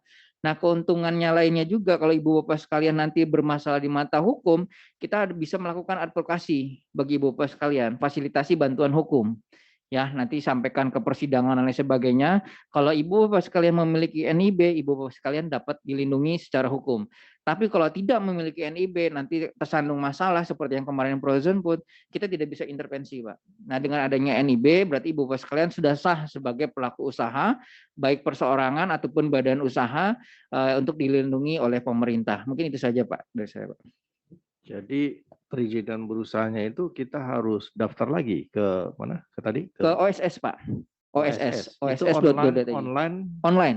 ya. Jadi Jadi online single teman-teman bisa submission. langsung akses melalui online itu ya. Bisa. Jadi teman-teman bisa membuka oss.go.id. Di situ tutorialnya sudah lengkap sebetulnya, Pak. Namun kan masih banyak yang agak gagap teknologi, Pak. Makanya kita turunkan relawan untuk bisa membantu. Karena di situ harus memilih KBLI dan lain sebagainya, sehingga nanti bisa dipermudah lah dalam aksesnya. Seperti itu, Pak. Termasuk di situ syarat-syarat atau dokumen-dokumen yang harus dipenuhi ya? Betul. Dokumennya hanya email, KTP harus sesuai dengan NIK dan lain sebagainya, harus sesuai lah dengan KTP yang tertera gitu. Ya, jadi teman-teman tolong dipahami nih ya. Jadi kalau mau sertifikasi izin edar produknya, kita harus daftar dulu di oss.go.id. Di situ nanti kita mendapat nomor izin berusaha gitu. Baru kita bisa proses untuk sertifikasinya. Betul. Siap. Nanti teman-teman semua ketika melakukan mengakses kepada OSS RBA, KBLI itu bakal menentukan nanti faktor resikonya, Pak. Nah, ketika Ibu Bapak sekalian yang resikonya rendah itu cukup dengan NIB saja, Ibu Bapak sekalian sudah bisa berusaha. Namun kalau misalkan nanti resikonya agak menengah rendah ataupun tinggi, nanti harus didampingi dengan sertifikat standar yang dikeluarkan kewenangannya oleh pemerintah daerah ataupun pemangku kebijakan seperti itu yang memerlukan AMDAL dan sebagainya. Namun kalau Ibu Bapak sekalian yang nanti yang risikonya rendah kayak penjual amplang, rumah tangga dan lain sebagainya, itu cukup dengan NIB dan itu sudah nanti diterbitkan juga surat pernyataan jaminan halal dan pendampingan SNI Bina UMK. Nah, nanti setelah keluar, Ibu Bapak sekalian akan didampingi oleh tim BPJPH dan tim BSN Indonesia seperti itu, Pak.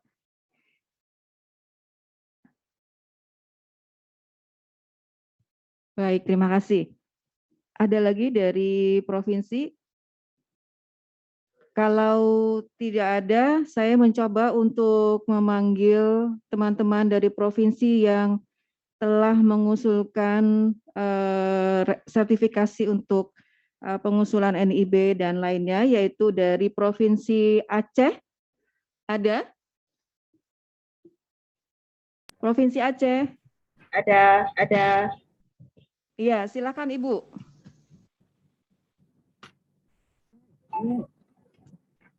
Baik, Bu. Kemarin kita sudah mengirim permohonan izin usaha yang kita kumpulkan dari kabupaten kota. Jadi ada beberapa yang sudah diusulkan. Jadi kami mohon penjelasannya, Bu, bagaimana untuk selanjutnya. Terima kasih. Iya, terima kasih Bu. Usulan Ibu sudah kami rekap dan nanti setelah dari pertemuan ini akan kita tindak lanjuti lagi ya dengan Pak Beri tentunya. Tetapi dengan melihat dari persyaratan-persyaratan yang harus dimiliki oleh kelompok UPPKA, namun di awal ini barangkali dari teman-teman provinsi bisa mengakses OSS RBA Go.id ya Pak ya. .go.id. Jadi nanti kita bisa melihat bersama-sama apakah persyaratan yang dimiliki dari Poktan yang ada di Aceh ini bisa memenuhi persyaratan yang diinginkan oleh Kementerian Koperasi dan UMKM. Baik, Bu. Nanti setelah kegiatan ini kita akan tetap berkoordinasi dengan pihak di pusat dan saya juga akan selalu berkoordinasi dengan pihak kabupaten kota. Nanti kita lihat bagaimana usulan dari pihak kabupaten kota terhadap kelompok-kelompok UPPKA apakah sudah bisa memenuhi syarat seperti yang disampaikan oleh Pak Beri tadi. Terima kasih, Bu. Terima kasih. Kita lanjut ke Sumatera Utara. Silakan dari Sumatera Utara.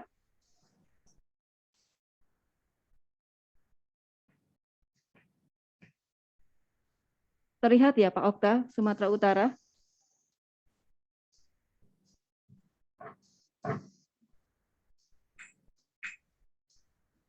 Tidak ada?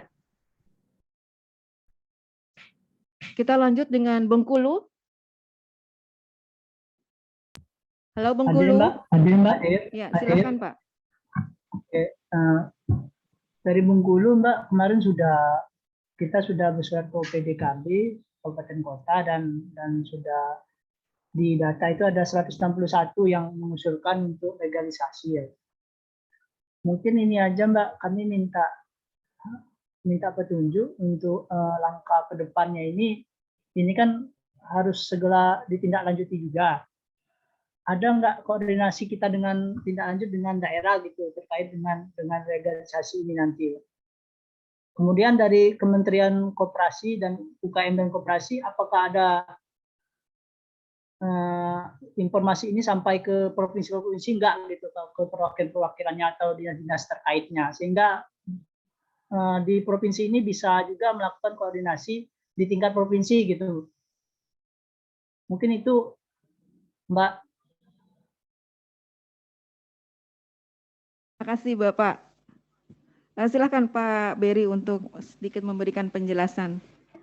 Baik, kalau untuk sosialisasi kita awal tahun 2021 kemarin, tepatnya setelah Lebaran tahun kemarin lah seperti itu, kita melakukan sosialisasi di 34 provinsi.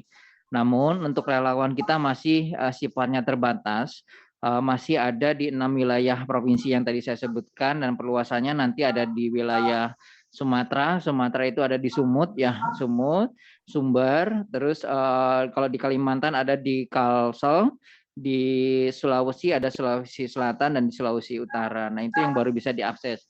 Namun jangan khawatir Ibu-Bapak sekalian yang belum ada relawan pendampingnya, mangga silakan kita bisa lakukan fasilitasi secara online. Ataupun izin Pak Direktur ataupun Bu Endang, kalau misalkan di sini ada ketua koordinatornya, silakan untuk bisa nanti koordinasi dengan Korwil kita, nanti Ibu-Bapak sekalian akan dilatih oleh Korwil kita untuk bisa menerbitkan NIB seperti itu. Nah, sehingga nanti ya tidak perlu kepada Korwil kita, Ibu nanti ada yang yang bertanggung jawab PIC dari BKKBN akan kita latih sehingga bisa membantu untuk menerbitkan perizinan berusaha seperti itu, Bu. Baik Pak, terima kasih. Cukup ya dari Bengkulu. Kita lanjut ke Kepri, silakan Kepri. Kepri mengusulkan 76 kelompok UPPKA. Silakan. Terima kasih Bu Wawan waktunya yang diberikan kepada kami. Baik, saya dari Ibu, mungkin kami sudah mengirimkan kemarin 76 kelompok yang mengusulkan beberapa hal. Yang ingin saya tanyakan itu untuk pendampingan Kepri, bisa kami berkoordinasi kepada siapa? Yang kedua pertanyaan itu satu kelompok itu kan satu produk ya Bu ya yang kami ajukan, tetapi banyak kemarin pertanyaan dari kelompok. Satu kelompok itu kan terdiri dari 10 anggota dan mereka masing-masing juga memiliki produk masing-masing. Apakah kami bisa mengajukan lebih dari satu produk untuk mendapatkan perizinan halal dan yang lainnya? Terima kasih Bu. Mungkin itu pertanyaan dari Kepri. Kami kembalikan kepada Bu Wawon.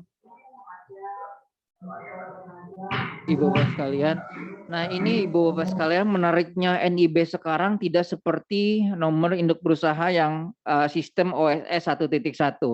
Nah, sistem OSS RBA ini sudah mencakup misalkan satu NIB untuk berbagai macam usaha seperti itu. Misalkan Ibu berusaha satu UPPKA usahanya misalkan jualan keripik, namun usaha lainnya jualan fashion ataupun baju, itu bisa dalam satu NIB. Kalau yang dulu nggak bisa. Nah, maka dari itu, jadi istilahnya satu nomor induk berusaha itu bisa mengayomi beberapa jenis usaha tergantung tingkat resikonya yang dijual belikan oleh pelaku usaha. Itu menariknya NIB yang sekarang. Jadi nggak usah lagi ada perizinan macam-macam, dengan NIB sudah bisa terbit. Nah, terkait dengan halal, misalkan Ibu-bapak sekalian dengan varian yang sama, istilahnya dengan produknya dengan berbagai macam varian, satu jenis produk tapi berbagai varian, itu cukup dengan satu sertifikasi halal, itu nggak apa-apa, itu mangga silahkan. Begitu pula dengan SPP IRT, misalkan jenis produknya satu, variannya berbeda, itu cukup dengan satu sertifikasi. Namun kalau misalkan berbagai macam produk, itu harus ada beberapa sertifikasi untuk izin edarnya. Mungkin itu saja Bu. Ya, terima kasih. Kita semakin paham nih Pak ya, Pak Beri ya, karena teman-teman banyak kegiatannya di kelompok UPPKA. Kita lanjutkan dari Sumatera Selatan dengan pengusulan 131. Silakan dari Sumsel. Halo Sumsel. Terima kasih. Terima kasih Ibu. Izin bertanya Bu, untuk Sumsel tadi jumlahnya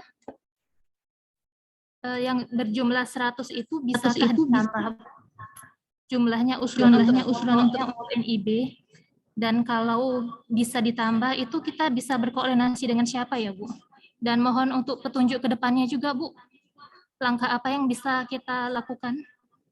Terima kasih Ibu. Iya, terima kasih. Barangkali untuk pengusulan ini untuk di tahapan pertama ini kan kita sudah masukkan, dan ini kita juga berharap dari Kementerian Koperasi ya Pak Beri ya, barangkali mudah-mudahan nanti di tahapan pertama ini kita bisa mengusulkan untuk sertifikasi bagi teman-teman provinsi yang sudah mengusulkan, dan nanti untuk usulan berikutnya di tahapan kedua saja, sehingga nanti kita bisa tindak lanjuti dengan lebih cepat. Dan tadi pertanyaannya adalah apakah tindak lanjutnya nanti bisa dilakukan seperti apa? Barangkali tadi yang sudah disampaikan oleh Pak Beri bahwa kita bisa mengakses ossrba.go.id sehingga teman-teman bisa membuka link tersebut untuk mengetahui bagaimana persyaratan yang akan dilengkapi untuk Poktan UPPKA. Barangkali itu ya Pak Beri ya. Untuk selanjutnya dari Sumatera Barat.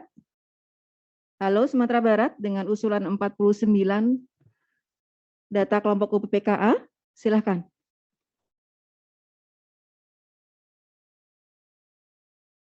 Sumber tidak ada?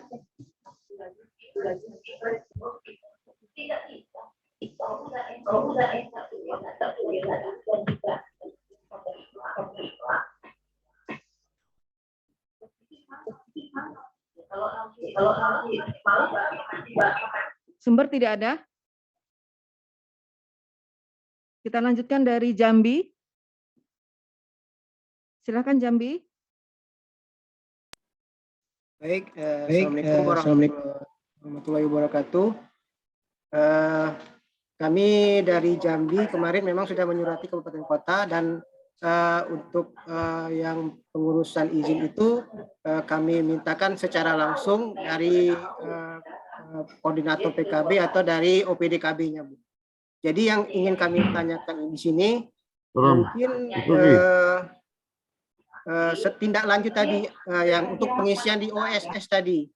Nah, apakah pengisian OSS tadi dilakukan oleh kami yang di provinsi atau langsung oleh anggota kelompok UPPKA tadi yang untuk pengurusan izin usaha? Nah, yang kedua terkait dengan tadi yang disampaikan oleh Bapak narasumber tadi tentang penyuluhan PIRT. Nah, mungkin tadi untuk pesertanya terbatas 50 orang tadi kalau nggak salah dengar tadi. Itu di mana kami bisa dapat informasi terkait jadwal penyuluhan tadi di masing-masing provinsi, Pak.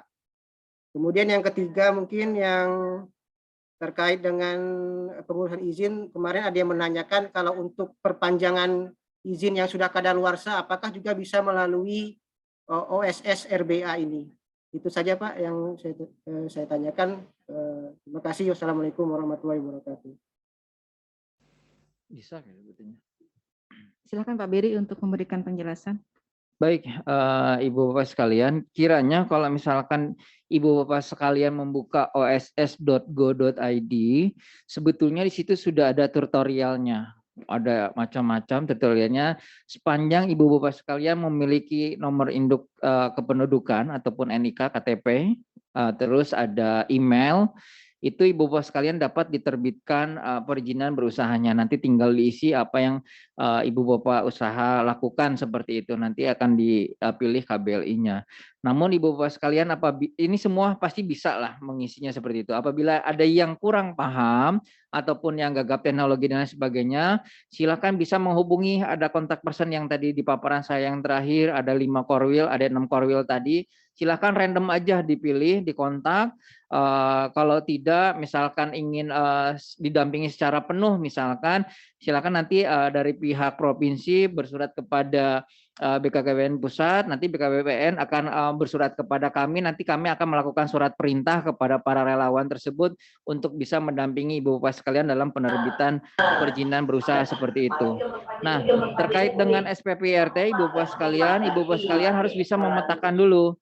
Nah, kategori PIRT itu sesuai dengan Perka Badan POM nomor 22 tahun 2018. Nah, produk Ibu Bapak sekalian masuk nggak ke Perka Badan POM? Nah, seperti itu yang nomor 22.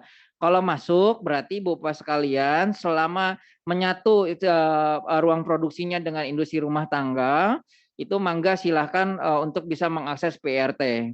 Namun kalau misalkan Ibu Bapak sekalian memiliki produk yang di luar Perka Badan POM nomor 22, itu izin edarnya wajib MD ya dari Badan POM. Jadi satu level berbeda seperti itu. Nah, seperti contoh nih yang ada di PIRT ya, ada hasil olahan daging kering, ada hasil olahan ikan kering, ada hasil olahan unggas kering, ada hasil olahan sayur, hasil olahan kelapa dan lain sebagainya. Ini masuk kepada perizinan sertifikasi PIRT seperti itu. Jadi tidak perlu MD. Jadi harus dibedakan antara PIRT dengan MD. Nah, kalau misalkan Ibu Bapak sekalian tidak ada di Perka Badan POM nomor 22, seperti yang produk-produknya yang high risk, ada air minum dalam kemasan, ada misalkan frozen food yang lebih masa simpannya dari 7 hari, seperti itu memerlukan izin edar MD seperti itu. Nah, ini harus bisa dipetakan oleh Ibu Bapak sekalian. Nah, ini untuk lebih detailnya nanti mangga dari BKBWN bisa koordinasi dengan Badan POM untuk melakukan istilahnya pemantapan terkait apa yang masuk kepada ranah PIRT, apa yang masuk kepada ranahnya MD seperti itu. Nah, nanti tugas kami Kementerian Koperasi kalau sudah Ibu Bapak sekalian dilakukan penyuluhan CPPOB ataupun cara produksi pangan olahan yang baik, nah nanti kami tinggal melakukan istilahnya pengganti biaya kepengurusan bagi Ibu Bapak sekalian.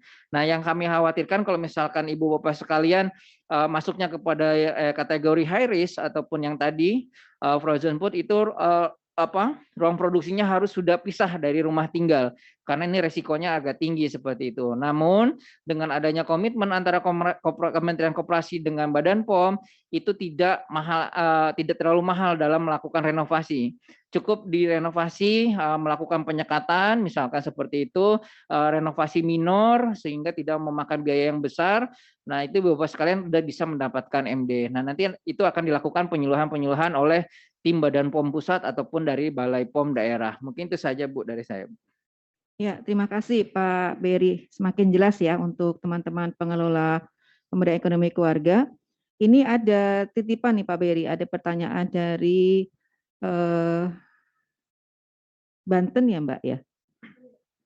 Dari Banten, apakah memang usaha mikro diperlukan untuk memiliki perizinan? Pertama. Yang kedua, apa akibat dari wirausaha yang tidak memiliki surat izin usaha dan bagaimana sanksi bila tidak memiliki perizinan? Pertanyaan dari Banten nih Pak. Silakan Pak. Baik.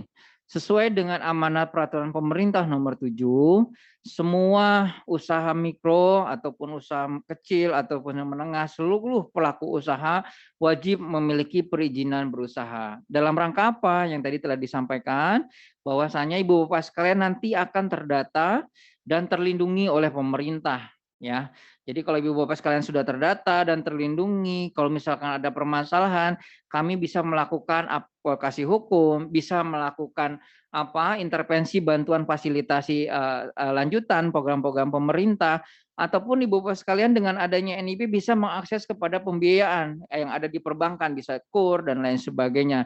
Nah, inilah keuntungan-keuntungan Ibu Bapak sekalian memiliki perizinan berusaha. Nah, kalau misalkan Ibu Bapak sekalian tidak memiliki perizinan berusaha, Ibu Bapak sekalian tidak akan terdata, sehingga nanti akan merugikan bagi Ibu Bapak sekalian. ketika nanti ada akses program pemerintah seperti BEPUM atau pengakses kredit di perbankan, Ibu Bapak sekalian tidak bisa mengakses karena semua akan dipersyaratkan NIB. Seperti itu. Jadi nanti Ibu Bapak sekalian akan tertinggal dengan pelaku usaha lainnya. It's okay, misalkan Ibu Bapak sekalian saya sudah enjoy berjualan di pasar, namun sewaktu-waktu tersandung masalah karena tidak ada izin edar, produknya tidak terawasi kadaluarsa, menyebabkan kerugian bagi masyarakat ataupun konsumen bermasalah di masalah hukum, kita tidak bisa melindunginya seperti itu. Namun kalau dengan adanya NIB, ketika tersandung masalah kita bisa melakukan advokasi hukum sampai dengan nanti di pengadilan seperti itu. Nah, inilah keuntungan Ibu Bapak sekalian memiliki nomor induk berusaha ataupun terdata di pemerintah. Itu saja mungkin Bu dari saya, Bu. Ya, terima kasih. Artinya teman-teman dari perwakilan BKKBN provinsi ini memang harus wajib ya Pak ya memberikan informasi yang seluas-luasnya kepada Poktan UPPKA bahwa NIB ini hukumnya wajib ya Pak ya. Jadi kita juga akan berusaha untuk menindaklanjuti kelompok-kelompok UPPKA ini memang harus memiliki nomor induk berusaha. Kita lanjut Pak, Pak Beri enggak apa-apa ya, kita ada 25 provinsi yang sudah mengusulkan. Dari Lampung silahkan, ada 12 kelompok UPPKA yang ingin mendapatkan sertifikasi, silahkan dari Lampung. Lampung ada Pak Okta? Menyapa Lampung.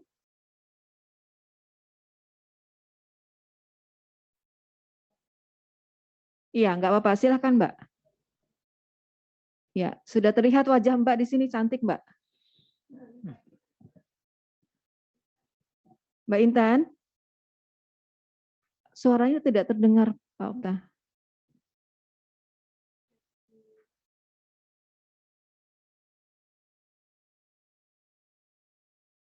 Mbak Intan?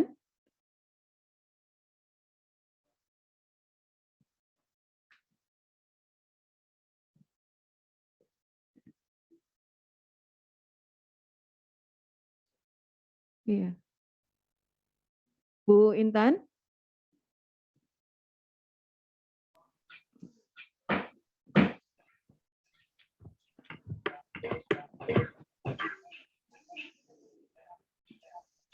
Ya, silahkan Bu Intan.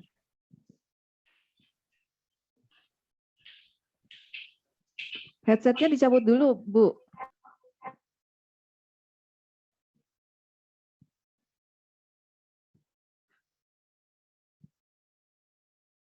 Dia nggak masuk suaranya. Oke, kalau Lampung masih bermasalah dengan teknologinya, kita lanjut ke Riau. Riau? Halo Riau? Riau ada Pak Okta?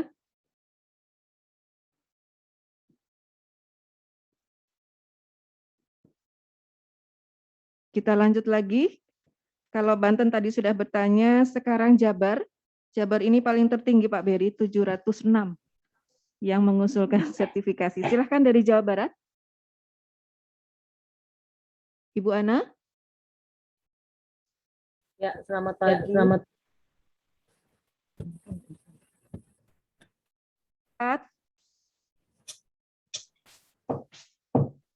pagi. Selamat pagi. Dan Pak Taufik. Bapak Beri, alhamdulillah kalau untuk Jawa Barat kami sudah berkoordinasi dengan Dinas Koperasi dan UMKM yang di provinsi ya. Kami tiap tahun mendapatkan pelatihan memang secara substansi. Ini bisa ngomong. Terus ngomongnya di mana? Di sini lah. Cek satu tuh. Bisa. Tahu dari mana? Untuk kami itu ada yang mencari sendiri ya, mengakses sendiri ke dinas instansi terkait, tetapi ada pula yang ingin tahu bagaimana alur gitu, alur misalnya kalau halal gitu kemana dulu, kemudian kalau untuk sertifikasi BPOM itu kemana dulu langkahnya. Jadi yang ingin mereka ketahui itu adalah step by step akses sertifikasi itu gitu Pak Beri. Sepertinya seperti itu Bu Rini, Pak Taufik, Pak Beri, terima kasih atas penjelasannya. Silahkan Pak Beri, ini pertanyaannya sebetulnya diulang-ulang lagi. Tapi nggak apa-apa Pak Beri ya, karena Pak Beri ini baik banget sama kita nih. Silahkan. Kalau misalkan sering koordinasi dengan timnya Dinas Provinsi, Dinas Koperasi dan UK ya, usaha kecil yang ada di Jalan Soekarno-Hatta, mangga silahkan, nggak apa-apa. Nanti alurnya akan dijelaskan ataupun didampingin. Yang penting Ibu Bapak sekalian, seluruh dalam rangka mendapatkan sertifikasi ataupun izin edar itu masuknya kepada oss.go.id dulu. Nah, setelah Ibu Bapak sekalian memiliki NIB tadi, misalkan memerlukan halal, itu nanti bisa didampingi oleh pendamping halal yang ada di daerah masing-masing, atau Ibu Bapak sekalian mengakses misalkan sihalal.go.id, itu yang kewenangannya BPJPH. Ataupun terkait dengan SPP IRT, itu ada SPP IRT online, cari aja di Google untuk bisa dilakukan pendampingan seperti itu. Nah, kalau misalkan SPP IRT itu sudah terintegrasi juga dengan OSS. Nanti Ibu Bapak sekalian masuk kepada oss.go.id, nanti tinggal kalau misalkan diperlukan SPP IRT, nanti ada tulisannya PB Umku. Nah, itu tinggal diklik, nanti tinggal dimasukkan data-datanya sehingga dikeluarkan SPP IRT, sehingga akan dilakukan pemenuhan komitmen untuk didampingi dalam rangka penyuluhan keamanan pangan. Itu ada step by step-nya. Jadi silahkan, apalagi kalau Jawa Barat ini Korwilnya sangat aktif Pak Direktur ataupun Pak Bu Endang terkait dengan pendampingan kepada pelaku UMKM. Jadi jangan khawatir, kalau Jawa Barat mereka geraknya cepat kok. Ketika meminta bantuan dari pihak BKPN misalkan yang ada di daerah, mangga silahkan berkoordinasi dengan dinas provinsi sehingga nanti dari binaan dari BKPN bisa didampingi oleh para relawan kita. Mungkin itu saja Bu dari saya. Iya, terima kasih.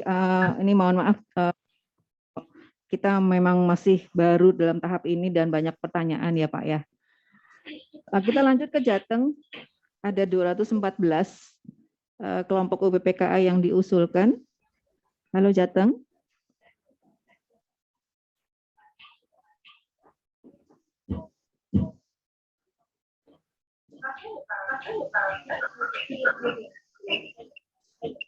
Jateng.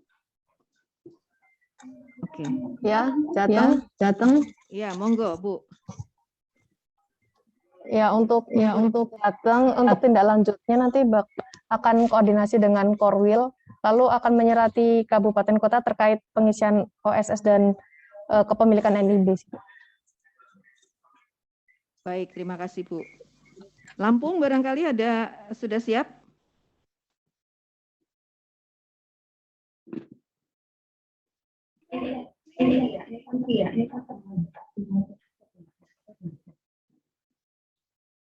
Kita lanjut lagi ke Yogyakarta. Halo Jogja. Ada yang ingin ditanyakan? Selamat siang. Izin Bapak Direktur dan Bapak Ibu semua peserta virtual meeting. Terima kasih, saya dari Jogja mewakili dari Bapak dan Ibu dari PEK. Boleh diinfo dulu kami dari Jogja, feedbacknya ada berapa Ibu yang permohonan sertifikat? Bisa diinfo ke kami Bu. 82. Oh, 82. Baik, terima kasih. Izin Bapak, kami juga mohon penjelasan. Sebelumnya kami terima kasih atas informasi dan juga sosialisasi hari ini. Artinya kami berharap nanti segera kami akan tindak lanjuti dan insya Allah karena DIY tadi juga sudah ada pendamping ya tadi, insya Allah nanti segera kami akan merapat juga untuk bisa memberikan penjelasan lebih lanjut.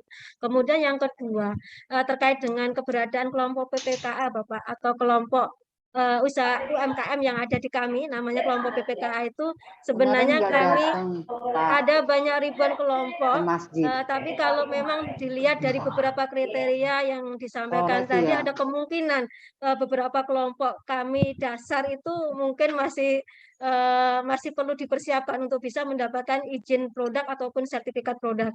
Nah, ini yang perlu kami juga ingin bangun biar kelompok PPKA yang mungkin levelnya masih dasar banget itu mungkin yang perlu kita persiapkan. Kemudian yang selanjutnya Bapak terkait dengan izin tadi, kan kita bisa mengakses lewat online gitu ya. Sementara kelompok PPKA itu kan beranggotakan lebih dari satu. Artinya kalau kita memasukkan NIK tadi, siapa yang harus, apakah hanya cukup ketuanya dalam kelompok itu sajakah atau siapa yang perlu kita masukkan di dalam izin tadi, karena memang anggota dari kelompok PPKA itu kan banyak, tidak hanya satu orang saja, artinya karena ini kelompok gitu. Kemudian izinnya itu berlaku berapa tahun dan bagaimana seandainya kelompok PPKA itu ngapunten ya, mungkin ada yang macet atau mungkin tidak berproduksi lagi, apakah secara otomatis izin itu juga akan hilang dengan sendirinya? Mungkin sementara itu ngapunten ini yang bisa kami sampaikan dari DIY. Kami kembalikan matur nuwun. Ini DIY ya? Mangga silakan Bu, siapa ini, mohon maaf, Bu Iin ya? Ya, Bu Iin mangga silahkan, karena ini sifatnya kelompok, nanti ditunjuk saja siapa yang paling dominan di situ. Kami harapkan sih maunya semua yang ada di kelompok itu memiliki perizinan berusaha, Ibu, perorangannya.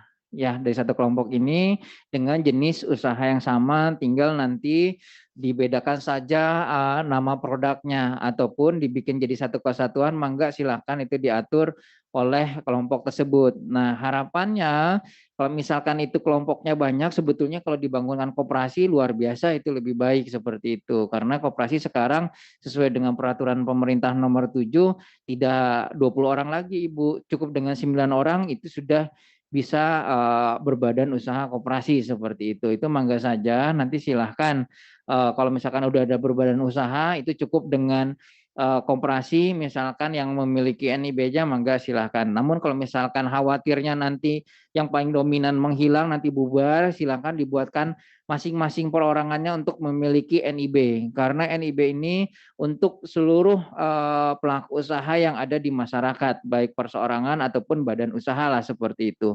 Nah, masa berlaku NIB ini seumur hidup, Ibu. Selama usaha mikro itu dia berusaha, tidak gulung tikar, tidak istilahnya mohon maaf tidak meninggal lah seperti itu, dia masih bisa memiliki NIB seperti itu. Namun kalau misalkan dia sudah menyalahi aturan, dia sudah istilahnya yang tadi wafat dan lain sebagainya, itu akan dicabut NIB-nya seperti itu. Nah, itu kan dilakukan pengawasan-pengawasan nanti di pihak-pihak yang berwenang seperti itu. Jadi mangga saja Ibu-Bapak sekalian tinggal dipetakan. Nah, harapan kita sih semua pelaku usaha, baik perorangan atau nanti yang tergabung dalam kelompok usaha, jadikan badan usaha misalkan, itu memiliki nomor induk berusaha. Silakan kalau misalkan di DIY, silakan untuk koordinasi dengan Korwil kita, di DIY sudah ada Pak Bejo untuk bisa didampingi Ibu-Bapak sekalian mendapatkan NIB. Nanti tinggal koordinasi dengan timnya Ibu Iin, untuk bersama-sama melakukan sosialisasi di anggotanya seperti itu, ataupun nanti Ibu Iin akan dilakukan edukasi bagaimana penerbitan NIB sehingga setiap Ibu Iin melakukan penyelenggaraan kegiatan bisa mendampingi penerbitan perizinan berusaha. Mungkin itu saja Bu dari saya, Bu. Terima kasih. Terima kasih Pak. Kita lanjut Kaltara. Ya, Kaltara Kaltim. Oh sudah ya. Lampung. Silakan Lampung.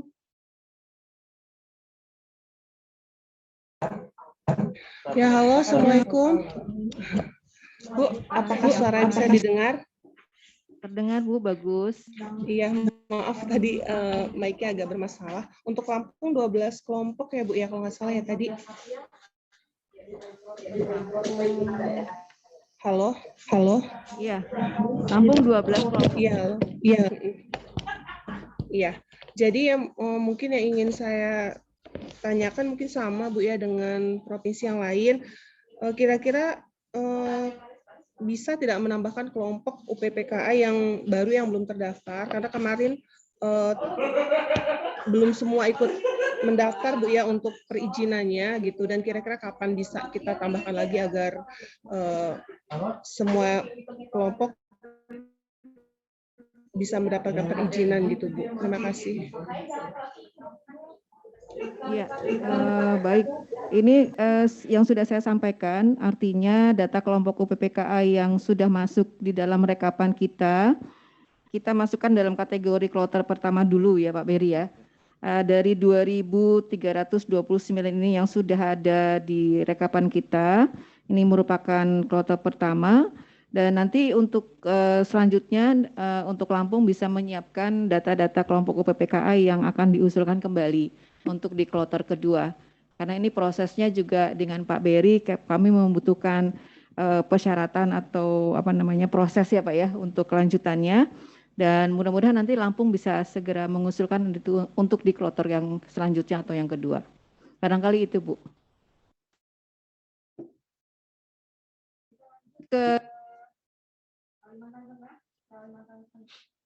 Halo, dengan Kalteng?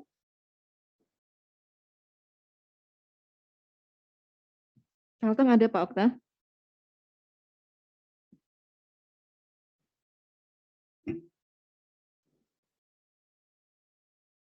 Ya.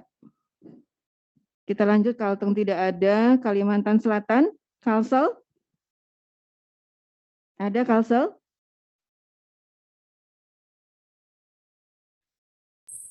Iya, Kalsel, Bu. Iya, Kalsel, Bu.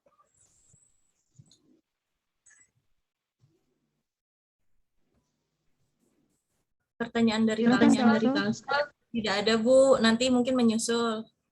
Saya mewakili koordinatornya. Baik. Nanti tolong disampaikan ya pertemuan ini ya, Mbak. Kita lanjut ke Maluku. Masih ada Maluku?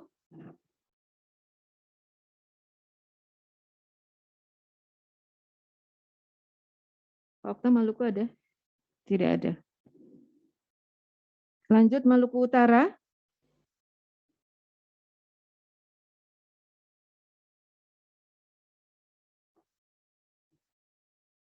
Maluku Utara.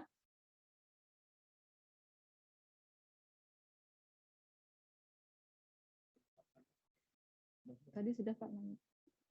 Sudah. Kita lanjut ke Papua Barat.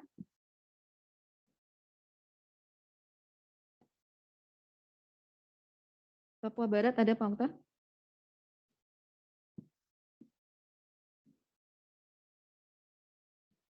Papua Barat, halo? Iya, halo Ibu. Iya, halo Ibu. Iya, silakan. Mohon maaf Ibu, saya hanya saya kebetulan staf ini kan sama koordinator kami karena sedang bedah RK di provinsi kami, Ibu. Mewakilkan saja. Tolong disampaikan kepada koordinator dan subkornya ya, Mbak. Iya, terkait dengan usulan iya, ini. Ibu, baik. Iya. Terima kasih. Untuk yang selanjutnya Papua.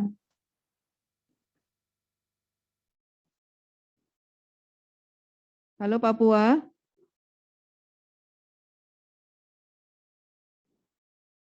Tidak ada. Sulteng. Sulteng mengusulkan 180.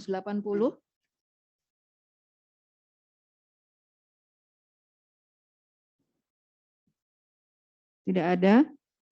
Sultra, terakhir Sultra. Sultra hadir, Mbak. Dari mana, Pak? Sultra, silahkan Sultra.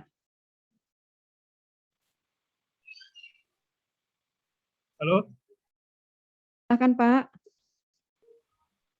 Tanyakan, Pak, terkait usulan Bapak 10 kelompok UPPKA yang ingin mendapatkan sertifikasi.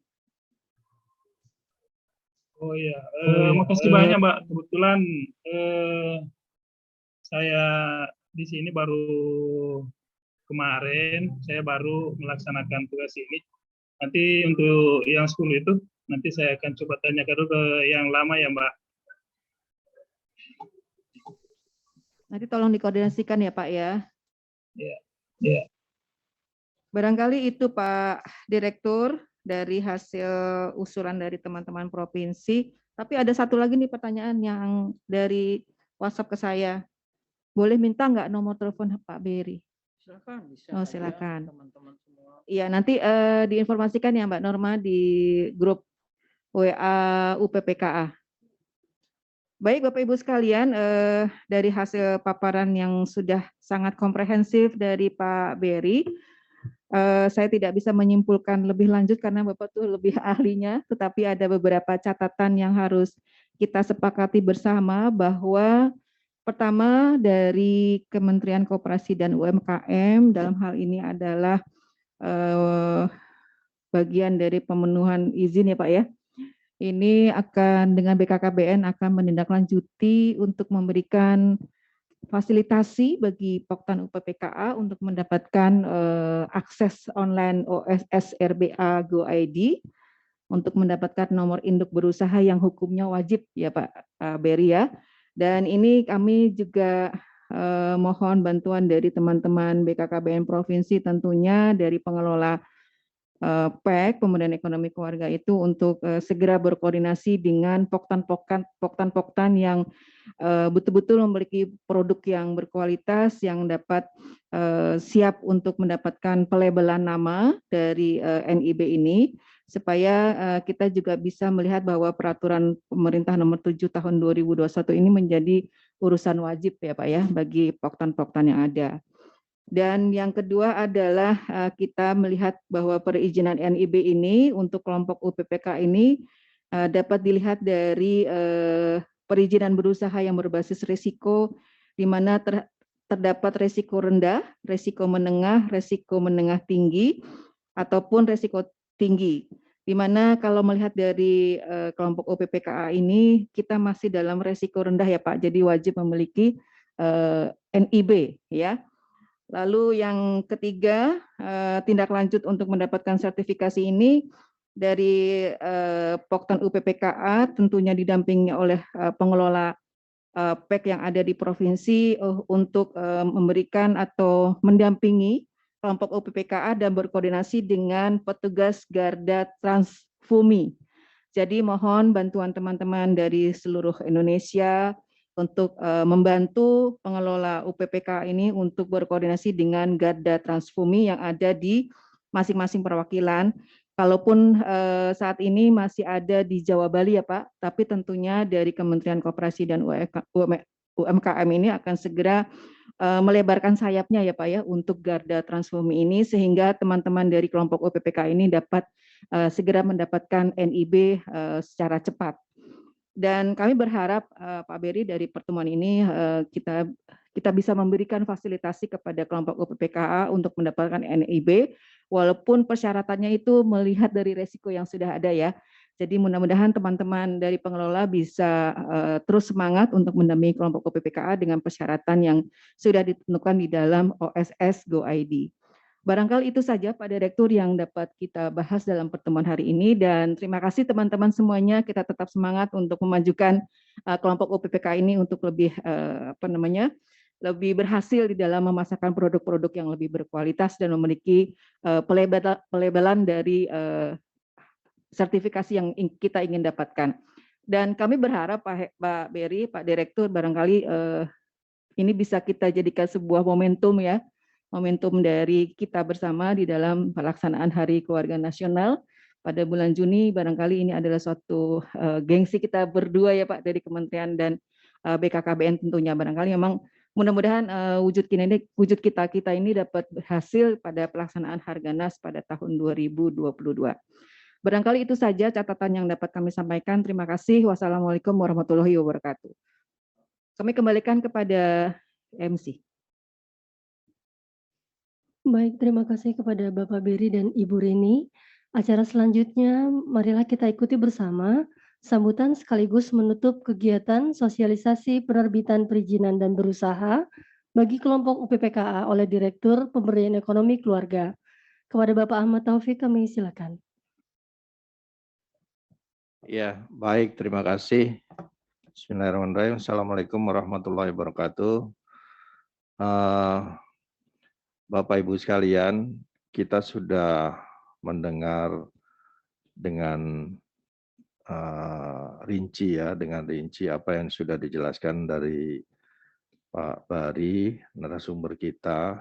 Jadi mohon Bapak Ibu sekalian sudah bisa secara mandiri melakukan tindak lanjut untuk mendapatkan sertifikasi produk-produk hasil olahannya, terutama makanan ya, dan juga sebenarnya terkait dengan kerajinan dan lain sebagainya juga bisa diajukan melalui aplikasi secara online yang disediakan oleh BKPM. Di situ ada https OSS Go ID. Di situ juga sudah ada tutorial manualnya dan juga ada tutorial videonya. Tadi saya sempat buka sedikit-sedikit. Saya rasa itu sudah bisa menjawab apa yang menjadi kebimbangan kita terhadap usaha kelompok UPPK kita yang bisa dijadikan jaminan legalisasi atau sertifikasinya untuk izin edar olahan-olahan makanannya, produk-produknya termasuk barang-barang perizinannya ya.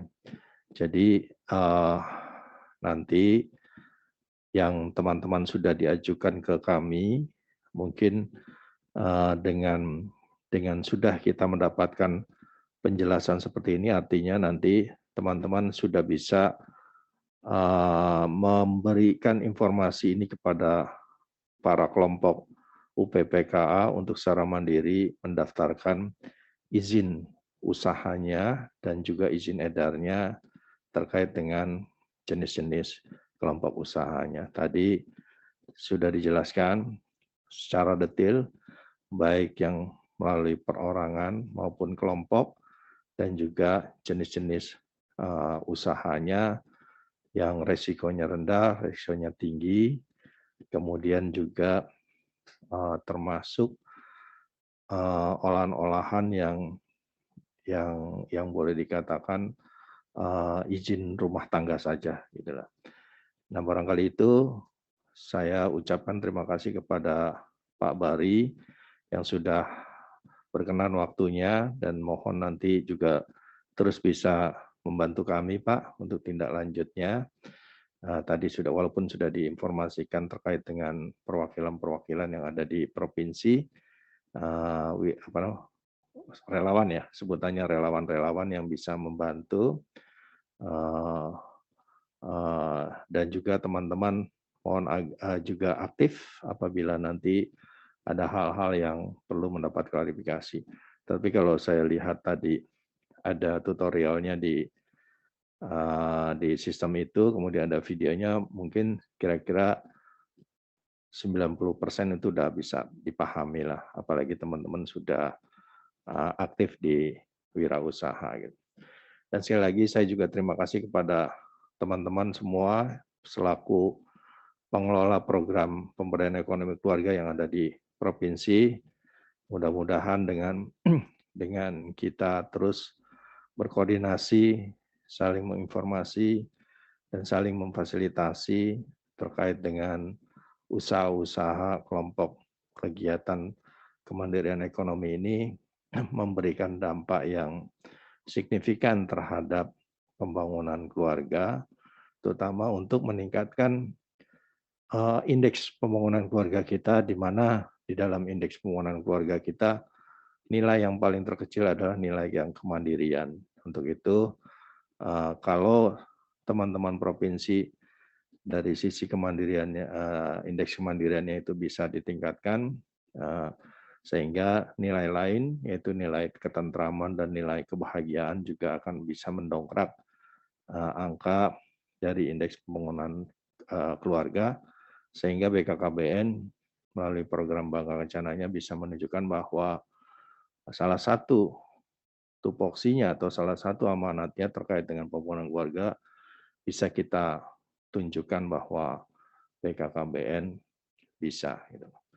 Nah, barangkali itu Bapak Ibu sekalian, sekali lagi saya ucapkan terima kasih. Untuk itu mari kita tutup pertemuan ini dengan mengucapkan alhamdulillah. Wassalamualaikum warahmatullahi wabarakatuh. Terima kasih. Baik Bapak Ibu hadirin yang kami hormati, sebelum menutup acara pada hari ini kami mohon kepada Bapak dan Ibu untuk membuka kameranya agar kami dapat mengabadikan kegiatan pada hari ini. Kami mohon kepada Bapak dan Ibu untuk membuka kameranya karena kami akan mengabadikan kegiatan ini. Terima kasih. Nanti kami hitung 1 sampai 3 karena ini ada 4 sesi ya. Bentar.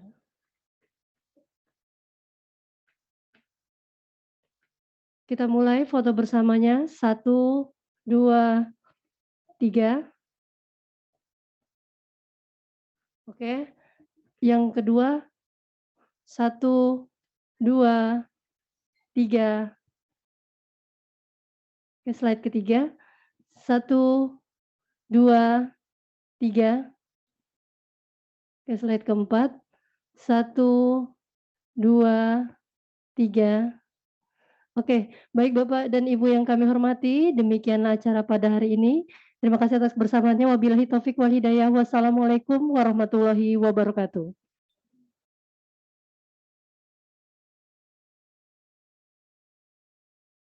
Bapak dan Ibu yang kami hormati, untuk sertifikat sudah kami berikan di email masing-masing. Bisa dicek. Terima kasih.